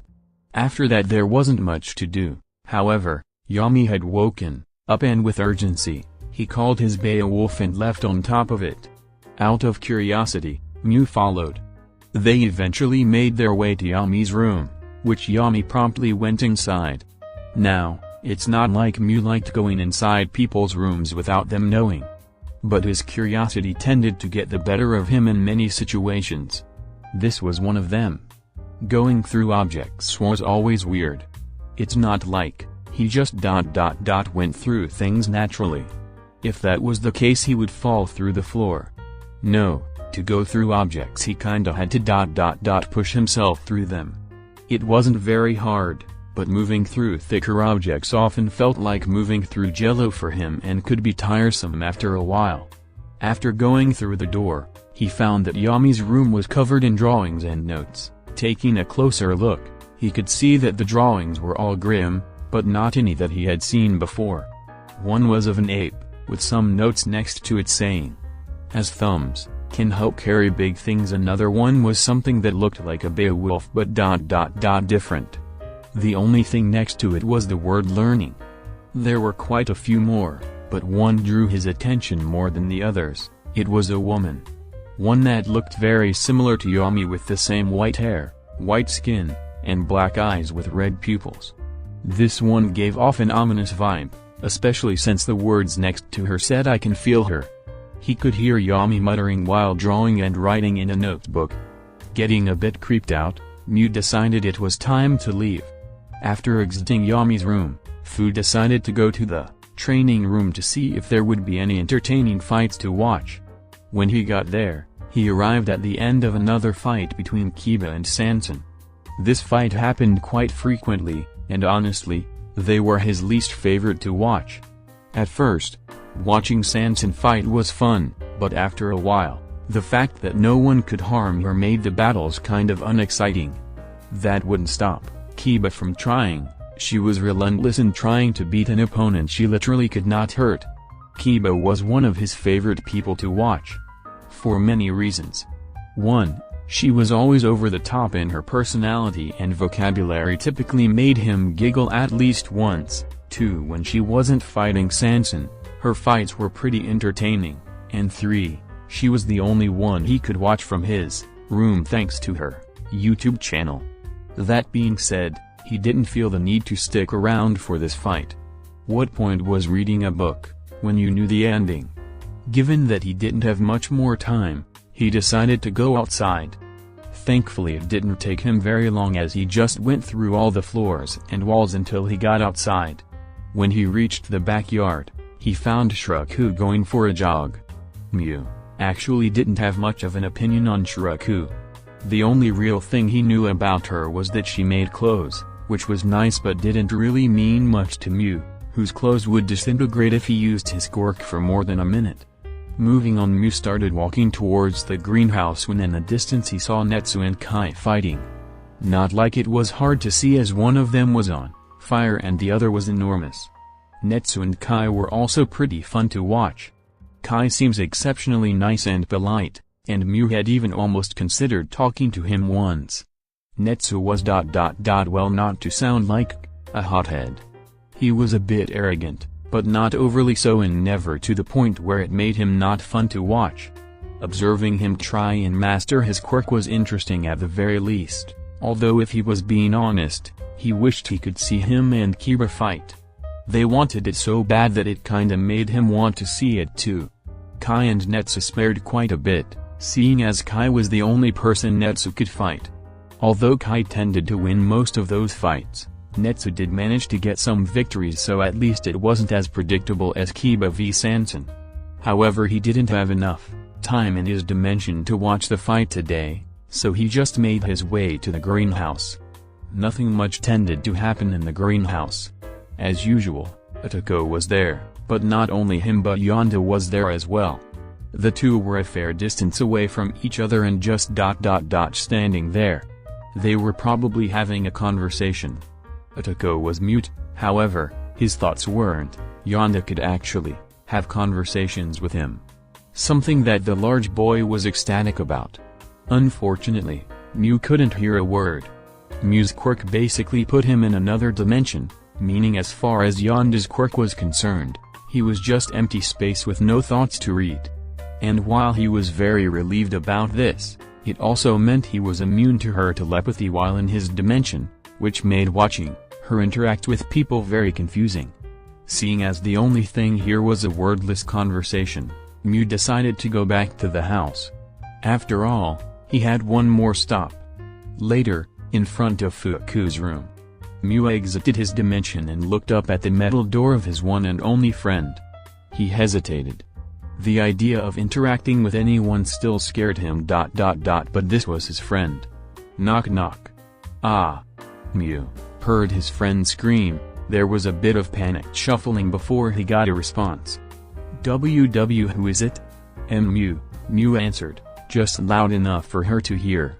There was a bit of a pause before the door slid open and Mew ran in. Some time ago, Mew discovered Fuku hiding in her room and became fascinated with her. She clearly had many talents and interests, but she locked herself away in her room. At first, he respected the fact you shouldn't enter a girl's room without permission. However, as he started to get more and more glimpse of her, the more curious he got. Watching her happily go about her business and knit or cook or mess around with her plant one minute, and then completely lose it the next when she came into contact with someone. Eventually, he waited till she re-entered her room, and followed her in. He'd been delighted to see she was still just as fun to watch, as she talked to herself quite frequently, and reacted in fun, over-the-top ways to basically anything. Sad scene in anime, her eyes turned into waterfalls. Here's a joke she finds funny, she got worried she would die with laughter. And then she started writing. Apparently, the girl had an interest in writing stories, and this was the best part of watching her if he was honest. Fuku had a great creative mind, which was mostly used to imagine why people would hate her and how they might exact their wrath upon her. But when this imagination was used for something more constructive, it was remarkable. It wasn't just what she was writing, it was how she wrote. She would write things down with such energy and fervor, putting down paragraph after paragraph in only a few minutes while talking aloud excitedly about her story, only to suddenly stop and go back to edit and alter her work. scolding herself all the while. Mu found himself observing her longer than he should have, and he started disappearing. He panicked, and left his dimension, revealing himself to Fuhai and causing them both to completely freak out. Long story short, Fuhai was completely freaked out by Mu and his quirk, and Mu felt very guilty about invading her privacy like this but didn't know how to convey those feelings through conversations due to lack of experience, and in the end, Izuku needed to step in. After scolding Mu for invading Fuhai's privacy, they had made an agreement. Fuhai didn't feel that her door would be effective in stopping Mu from coming in, so she made a deal with him. If he wanted to see her then she would let him in, but he had to not be in his dimension. The thought of someone being in her room she couldn't see or hear freaked her out a lot, and while she didn't like the idea of people being in her room, it was less scary than the former idea. And so now, at least twice a week, Mu would go into Fuhai's room and they would do what they enjoyed doing together: writing stories. Fuhai never left her room, so she never saw what her siblings got up to outside of her room unless she was watching Kiba's videos. Mu saw plenty of things with his quirk and was happy to share them with her to provide inspiration for their writing. They were reading what? Fuhai's face turned red. Yeah, and they were doing it in the hand of this big lady, Mu explained. He typically only stayed for an hour, there was only so much social interaction they could take, but it was nice for the both of them. This place was pretty amazing if you asked Mu. After all, nothing here was ever boring. If you're waiting for Izuku to fall then you will need to wait a bit. It's gonna take a while. Chapter 37. Roaring Revenge. So I'm still waiting for more questions for the Q&A. So until then let's try this. This is gonna take a few chapters, so until this I guess you could call this arc ends, please leave your questions in the reviews. Class 1A were all costumed up and ready for today's hero lesson, but when they walked into the control room, they noticed something different. Instead of All Might being here, it was Principal Nezu. Principal Nezu? Momo asked. What happened to All Might? Kaminari questioned. He is taking a break today. This lesson requires more experience and care, so I took it upon myself to be the one instructing you today. Nezu said, giving them a faintly sinister smile. Isn't that exciting? Some of the less courageous students gulped. Today's lesson will be a bit more challenging than your previous ones, Nezu warned them. How many of you have heard of OPCs? Yoraraka raised her hand. I have, sir. It stands for Overly Powerful Children. It refers to children below the age of 15 with extremely powerful quirks, who might be dangerous to people around them. Perfect answer, Miss Yoraraka, as expected. Nezu praised. Now, these children will pop up from time to time and prove to be hazardous, in one way or another. Most of the time these children are dealt with by the government, without much of an issue. However, there are cases of OPCs accidentally, or purposely going on rampages, or even being used against their will as villains. Some students gasped. That's awful. Mina shouted in outrage. To think villains could sink so low. Ida commented. Seriously unmanly. Kirishima grit his sharp teeth in anger. Yes, all these incidents are extremely unfortunate, which is why you will be learning to handle them appropriately. Nezu explained, today you all will be sent into one of our fake sites, where an OPC is going to be rampaging for one reason or another, and you all will have to stop them. So we're gonna have to fight a bunch of brats? Bakugo growled. No, of course not, Mr. Bakugo. In fact, if any of you even attempt to directly attack the children, then you will immediately fail the exercise, Nezu explained. You will have to find a way to stop the children, without harming them. After all, true heroes do not hurt children. Many of the students nodded along with this. They all pretty much agreed that you shouldn't try to seriously fight kids, and most of them were thinking along the lines of their kids. How bad could it be? Okako, who knew exactly how bad it could be, was sweating bullets. Oh, and to make things more interesting, We also added some fake villains into the mix, Nezu added. You mean the robots from the entrance exam? Sero asked. Nezu gave a spine-chilling laugh. No, no, no. These are much worse. Why does he have to be so scary? Mineta thought, with many of the others having similar thoughts. Now you will all be split up into teams of 4, Nezu explained. Team A will be Mineta, Bakugo, Sato, and Koda. Team B will be Todoroki, Asui, Aoyama, and Ieyasu. Team C will be Uraraka, Jiro, Shoji, and Shinso. Team D will be Ojiro, Kirishima, Hagakure, and Tokoyami. And lastly, Team E will consist of Ashido, Ida, Kaminari, and Sero. Now with that decided, let us begin. Later, with Team A, Team A made it into the fake city and were waiting for the exercise to start. Oh man, did you see the way Nezu was smiling? He looked like a psycho in Psycho Heaven. Mineta shouted nervously. We're doomed. Doomed. Shut up, you grape-flavored moron. Bakugo shouted at Mineta, making him go quiet in fear of the blonde's wrath. No way in hell some kid is gonna give us trouble. This crap is a waste of my time. What about the fake villains? Sato asked him. TCH, doubt there'll be any fucking challenge, Bakugo swore. This crappy exercise is gonna be easy. Roar. Suddenly a loud roar resonated through the city, grabbing the attention of all 4 heroes in training. Then, a few miles away, a giant snake-like head rose up, and then another, and another. They kept rising higher and higher, until eventually, Kai rose up, revealed in all his glory. Roar! Kai bellowed. Is that one of the villains? Mineta asked, shaking in his boots. Roar! I am a terrifying monster. Roar! Kai said, smashing a few buildings for effect.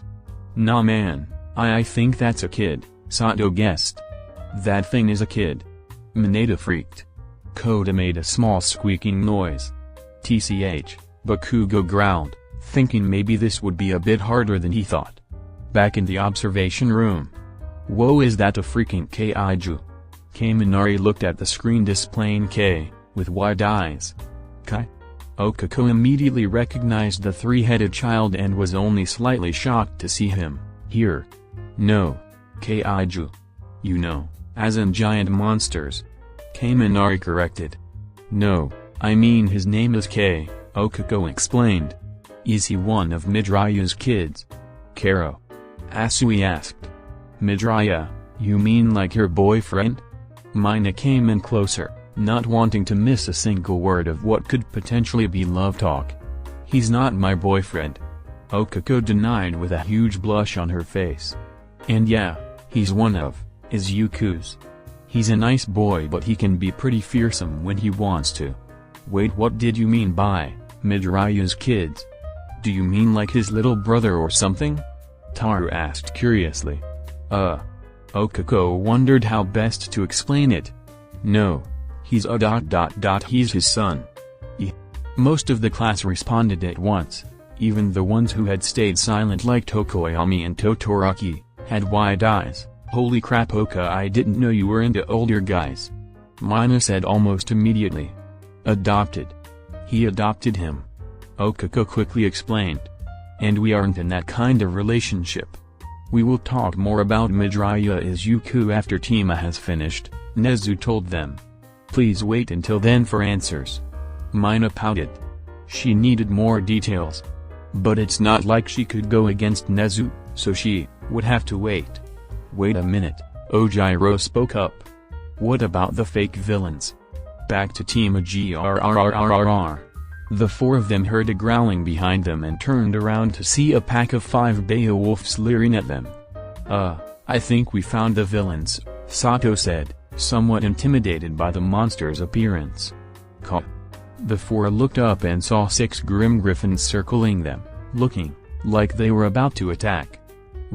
They looked back in front of them and realized they were now fully surrounded, as not only had 4 more Beowulfs closed off their escape, as well as King Taijutsu and 2 Ursa. Back in the observation room, monsters. They're monsters. Aoyama cried. Creatures of the dark, Tokoyami commented. Seriously, what are those?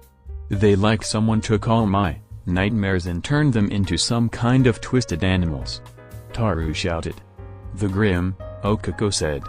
Does that mean Yami's here too?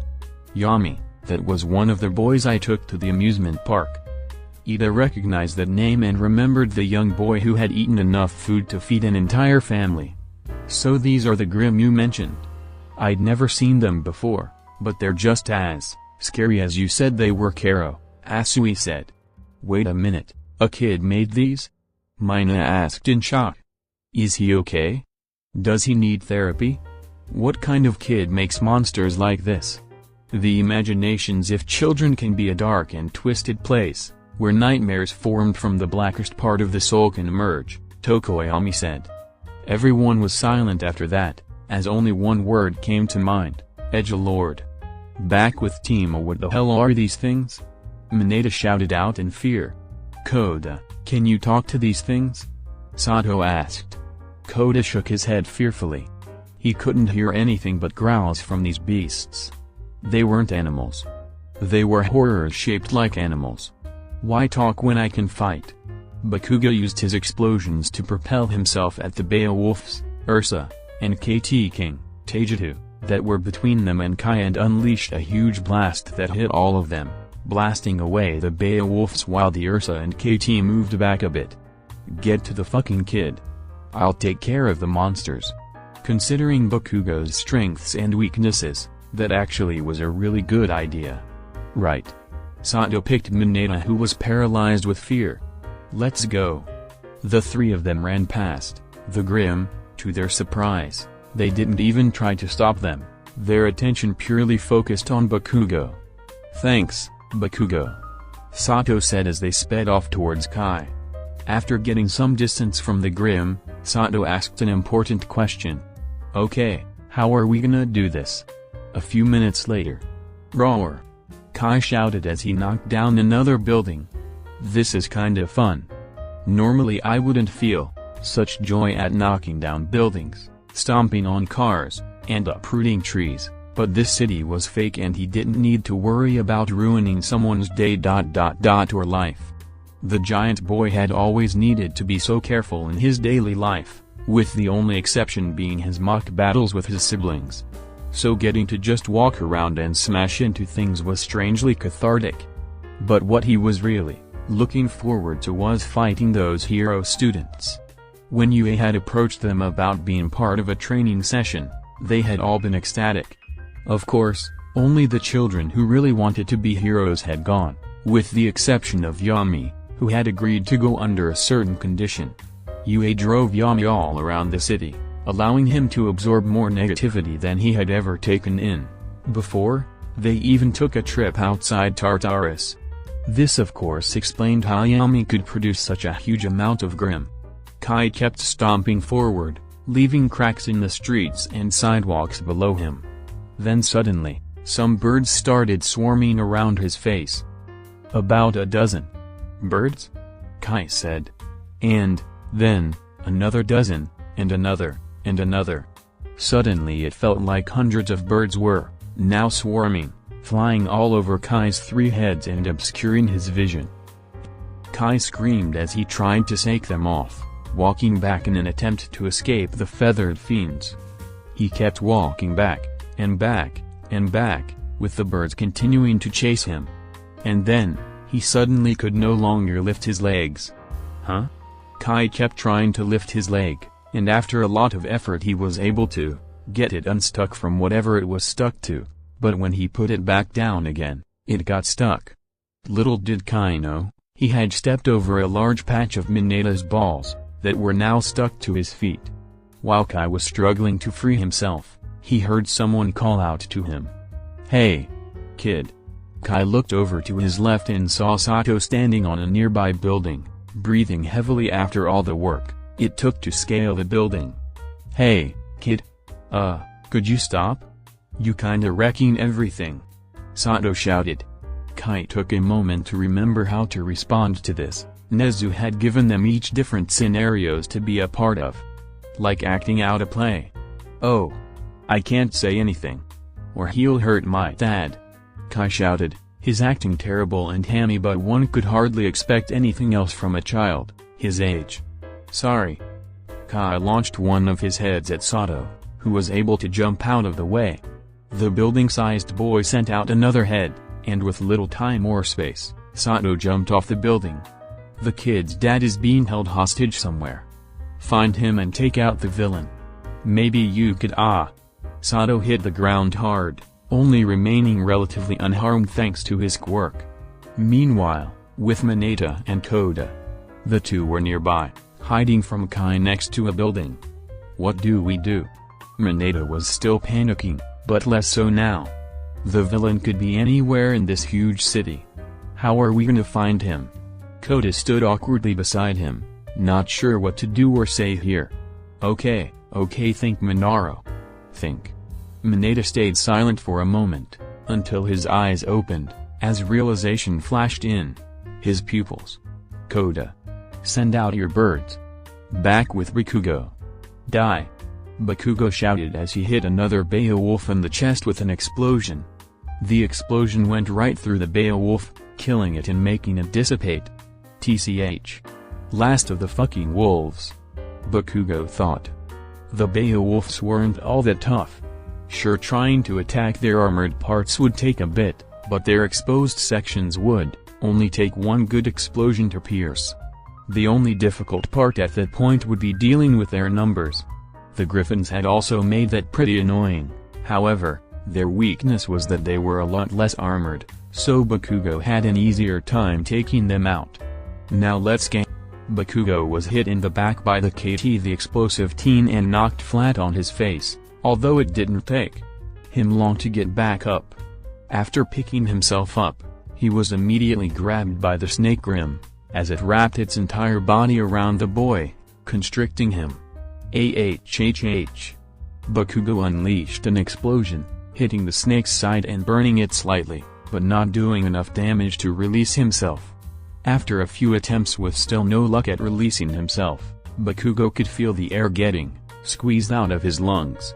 Unable to move, and running out of air, he started getting flashbacks to the slime villain. No. Not again. Bakugo started to panic. He could barely move his arms, but if he could move them just a little bit. After a bit of effort, he managed to move his arm over a tiny amount just enough to reach the pins on his gauntlet. Kaboom! A massive explosion consumed Bakugo, and the KT, obliterating the KT and sending Bakugo high into the air. Bakugo took a deep breath. Relief flooded his brain as he could now finally get some air into his lungs. It took a few moments for Bakugo's brain to start functioning properly again, but when it did, he realized he was now falling, quite quickly. Shit. Bakugo used his explosions to flip himself upright and start slowing his fall until he eventually brought himself safely to the ground. Fuck that goddamn snake. Bakugo cursed. Roar. Bakugo looked up at the two remaining Ursa, glaring at him, ready to attack. The spiky-haired blonde was about to taunt the monsters, when suddenly, from the alleyways, 4 more Ursas, and 5 more Beowulfs came in. Grrrr. Are those fucking extras even doing anything? Bakugo shouted in pure anger. What Bakugo didn't know was that the Grimm were attracted to negativity, which Bakugo had plenty of. Although that wasn't even the real reason Bakugo was being targeted. The real reason was that when Kyaku found out that they were going to fight Class 1A, she made sure the ones who were going knew about Bakugo, and what he'd done to Izuku. Yami had given his Grimm special orders to find and hunt down Bakugo. And while he didn't want to kill him, he wouldn't mind sending him to Recovery Girl with a bit more than bruises and cuts. Speaking of targeting Bakugo. Back with Kai. Kai kept trying to free himself from the balls, but every time he raised his foot, it would just stick back to the ground every time he lowered his foot. Wait a minute. I can fly. Kai realized.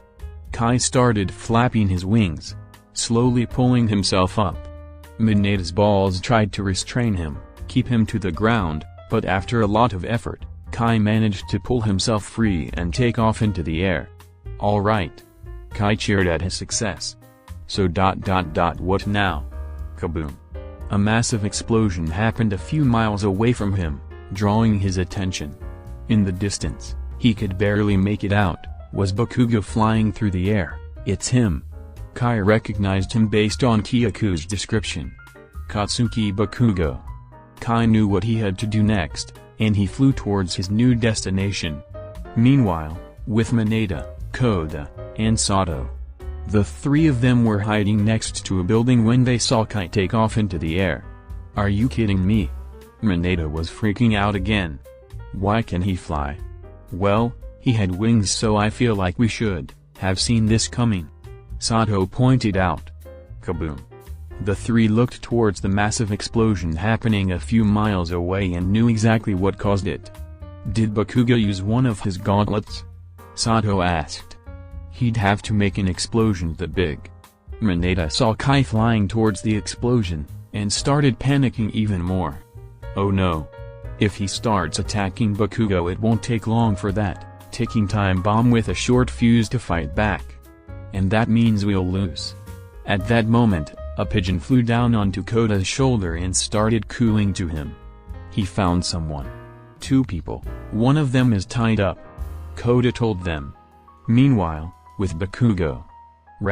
Bakugo roared, as he turned the last Ursa to nothing.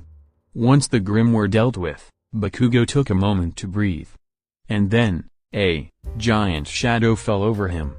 Bakugo looked up and saw Kai looming over him, all 3 heads looking right at him. Hello, Kai said. Would you happen to be Katsuki Bakugo?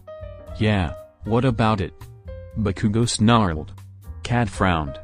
My name is Kai Midoriya. You bullied my father Izuku. Bakugo's eyes widened as he took in what Kai was saying, but couldn't process it. In other words, has crashed. So I need to squish you, no, Kai said, as he stopped moving his wings, and fell on Bakugo. Back in the observation room. Wait a minute. Mina shouted. So the kid Bakugo bullied was Okako's boyfriend. Who's this kid's dad? He's not my boyfriend. Okako repeated. Is that why you hate Bakugo so much, Kero? Asui asked Okako. Okako sighed and looked up at Kai falling onto Bakugo, bringing a smile to her face. Yeah, Izuku, a lot of bad things happened to Izuku. Bakugo was just one part of it. And that is why Bakugo Katsuki is on thin ice when it comes to the Uenezu added. Kirishima stayed silent. His opinion on Bakugo was hard to pin down. At first, he thought he was a really unmanly bully. An opinion which practically everyone else, especially Okako, shared. But as time went on, he started to feel bad for him. The class had completely isolated him. At lunch, he ate alone. When they waited for the teachers to show up, no one talked to him. Even during classes when someone had to work with him, they just kinda let him do his thing. He was already being punished by the school, and it's not like he was bullying anyone anymore, and he didn't even seem that bad. If he didn't know about the bullying thing, he probably would have tried to befriend him earlier. But he didn't know how bad it was. Because he knew that some bullying wasn't that bad, and some could ruin or even end some people's lives. He definitely didn't want to try and befriend him if it was on the latter end of the spectrum. Maybe if he could talk to this Izuku guy, and figure out just how bad it was, he could figure this all out. Meanwhile in the city, Izuku was a bit anxious. Not because he was tied up on the edge of a building with President Mick, who was dressed as a villain, but because he knew damn well that Kai was confronting Bakugo. When Nezu had spoken to him about this, Bakugo had been his #1 concern. It was hard to hide things from his children considering their quirks, and he knew it wouldn't take long for Kyoku to inform the others about Bakugo, and as such any confrontation between the children and Bakugo may very well end in death for either the child in question or Bakugo. Nezu had offered to exclude Bakugo from the exercise, but Izuku refused. He didn't want Bakugo to feel like an outcast, or that he was being targeted. Instead, Izuku and Nezu had organized the teams and who would be fighting who. Izuku had decided that out of all the children, Kai would be the best one to fight Bakugo. Kiba, Sansen, and Netsu might kill him. And Fu now had a fire weakness, so putting him up against Bakugo was a risk he didn't want to take. Kai was a gentle child, and while Izuku couldn't see any of his children purposely killing anyone, if they were to go into a rage there is a chance they could lose control and kill him. He couldn't really imagine Kai losing control like that, so he was the best choice. That didn't mean that he wasn't nervous though. Haha. Yes, my monster. Destroy everything. Ha ha ha. Present Mick shouted, acting the part of the villain the best way he knew how. With lots and lots of ham. Izuku was about to point out that no one was here to hear his acting when the door to the roof suddenly swung open, and Sato emerged. "It's over, Mick-sensei?" Sato asked. Present Mick pulled out a gun and aimed it at Sato. "No. I am the villain." Sick beats. There were a few moments of silence. "Really? Sick beats?" Sato asked, giving him an "Are you serious" look. "Yes, because I'm sick, and I've got beats." Present Mick said. "Sick beats." Another moment of silence, until Sato sighed. "Just get him, Mineta." "Huh?" Suddenly, from the side of the building, Mint popped up and grabbed onto Mick's face. Mineta had been climbing the building using his balls, while Sato used the door to distract him. "AHH. How dare you make us fight a kaiju and an army of demons? You almost gave me a heart attack," Mineta shouted as he pulled at Mick's face. "Ah, get off." Mick dropped the gun from shock and tried to pull Mineta off his face. Then, Mick felt Sato's arms wrap around his waist, and Mineta jumped off of him, allowing Sato to safely suplex his teacher. Was that really necessary? Mick groaned as he allowed himself to go limp. The villains defeated. Sato looked at Izuku. Are you supposed to be this kid's dad? Before Izuku could respond, Mineta spoke first. "Obviously not. He's probably just some gen ed kid that you is using to act as a fake dad." Actually, Kai is my son. My real son. Izuku corrected. The two looked at him with shock in their eyes, and Mineta's jaw was hanging down to his knees. Izuku sighed. "It's a long story. For now, let's just get me to Kai." Back in the observation room, shouted most of the class. "He looks like he's the same age as us," Tara pointed out. "He is," Okako confirmed. "He's a teen dad?" Kaminari asked. "All will be explained later," Nezu told them. Meanwhile, with Kai and Bakugo was in shock. Part of it was the fact that he was being crushed by a 40-foot child, and now had multiple broken bones and probably some other injuries. A larger part of it was that this kid just said he was Deku's son. Now that was impossible for a multitude of reasons. Firstly, who the fuck would want to have sex with Deku? Secondly, this kid was well, honestly Bakugo couldn't tell given the giant monster thing, but he was talking, so he had to be at least like 5 or 4 or something, which, unless Deku had been hiding this from him somehow for the past few years, should be impossible. Thirdly, who the hell did quirkless Deku have a kid this big? Kai got off of Bakugo, looking down at the now very injured boy, who was still in a state of shock. Did I overdo it? Did I not do it enough? Kai wondered. Hello? Are you thoroughly injured? Have you learned your lesson yet? Bakugo was still too shocked to do anything. Before Kai could ask again, he heard someone shout his name. Kai! Dad? Kai turned around and saw Izuku standing on the streets, looking up at him. You're free. Is the exercise over? Yes, it is, Izuku said. He looked at Bakugo in the crater Kai had made, and winced at how much that must have hurt. And not a moment too soon, Izuku said. Later, in the observation room. Team A had returned to the observation room, with Izuku in tow. Bakugo on the other hand was taken to the medical wing, to be treated. which was a good thing because by now, he had gone from shock to anger and confusion. "So, I believe now it's time for explanations," Nezu said before gesturing towards Izuku. "This is Izuku Midoriya, head of ... What do you call your organization again?" Well, I don't really consider it an organization, it's a ... more of family." Izuku nervously tried very hard not to look at Class 1A who were all staring at him. "Head of the Midoriya family," Nezu said. "You see, when the parent of an OPC can no longer take care of their child or simply gives up on their child, they temporarily go into the care of DOC, an organization that is part of the government that is in charge of finding and containing OPCs, until they deem them fit to be moved into the more permanent care of Mr. Midoriya, who then becomes their legal guardian and is responsible for them until they are of age." But Himino was sputtering in confusion. "Why the hell would they give this job to someone our age?" Jiro asked what everyone save a few were thinking. "That does sound terribly irresponsible," Momo added. "Well, there is a simple answer to that question. It's because no one else wants Mr. Midoriya's job," Nezu explained.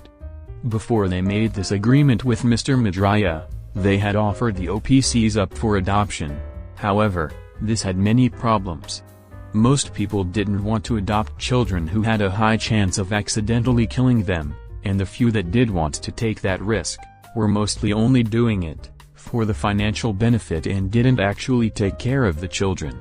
As you can imagine, both of these outcomes caused feelings of resentment and anger to grow in these children, and an unfortunate amount of them became villains, and as you can imagine with their quirks, caused quite a large amount of death and destruction.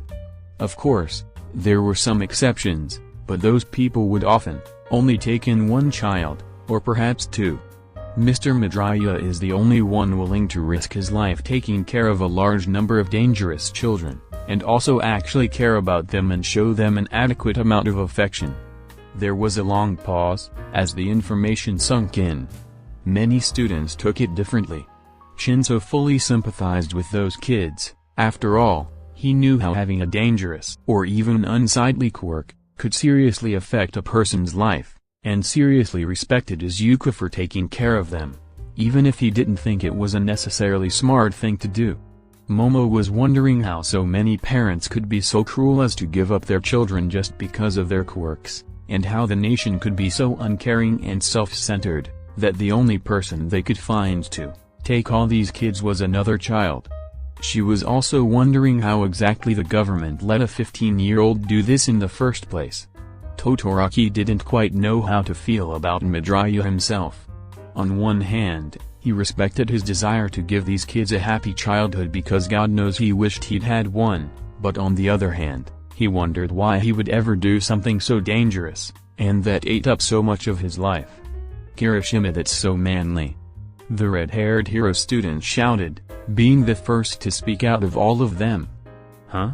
Izuku was taken aback by this positive response, still not quite used to receiving genuine praise from anyone above the age of 10. "I mean, maybe you should have waited a bit, but what you're doing is super manly," Kirishima praised. "Parenting by itself is manly. But you're taking in dangerous kids even if it could kill you. That's like being a hero." Izuku definitely wasn't ready for that. "I agree 100%. Okako jumped him, giving Izuku a bright smile. "Of course you would." Minot teased, making Okako blush and shot the pink girl an irritated look. "But seriously, that's super cool of you. Respect. I suppose it is rather commendable to help these children the way you do." Momo still wasn't really sure about this whole thing, but she did at least respect Izuku's desire to help these children at the very least. Izuku's face was bright red and was rendered totally speechless. "Mr. Midoriya is quite socially awkward, so don't mind if he acts a little strange," Nezu told them. Izuku covered his face as he became super overwhelmed. "Now with that explained, shall we go on to our next match with one of Mr. Midoriya's children?" Nezu smiled. "Try and guess which team will fight which kid."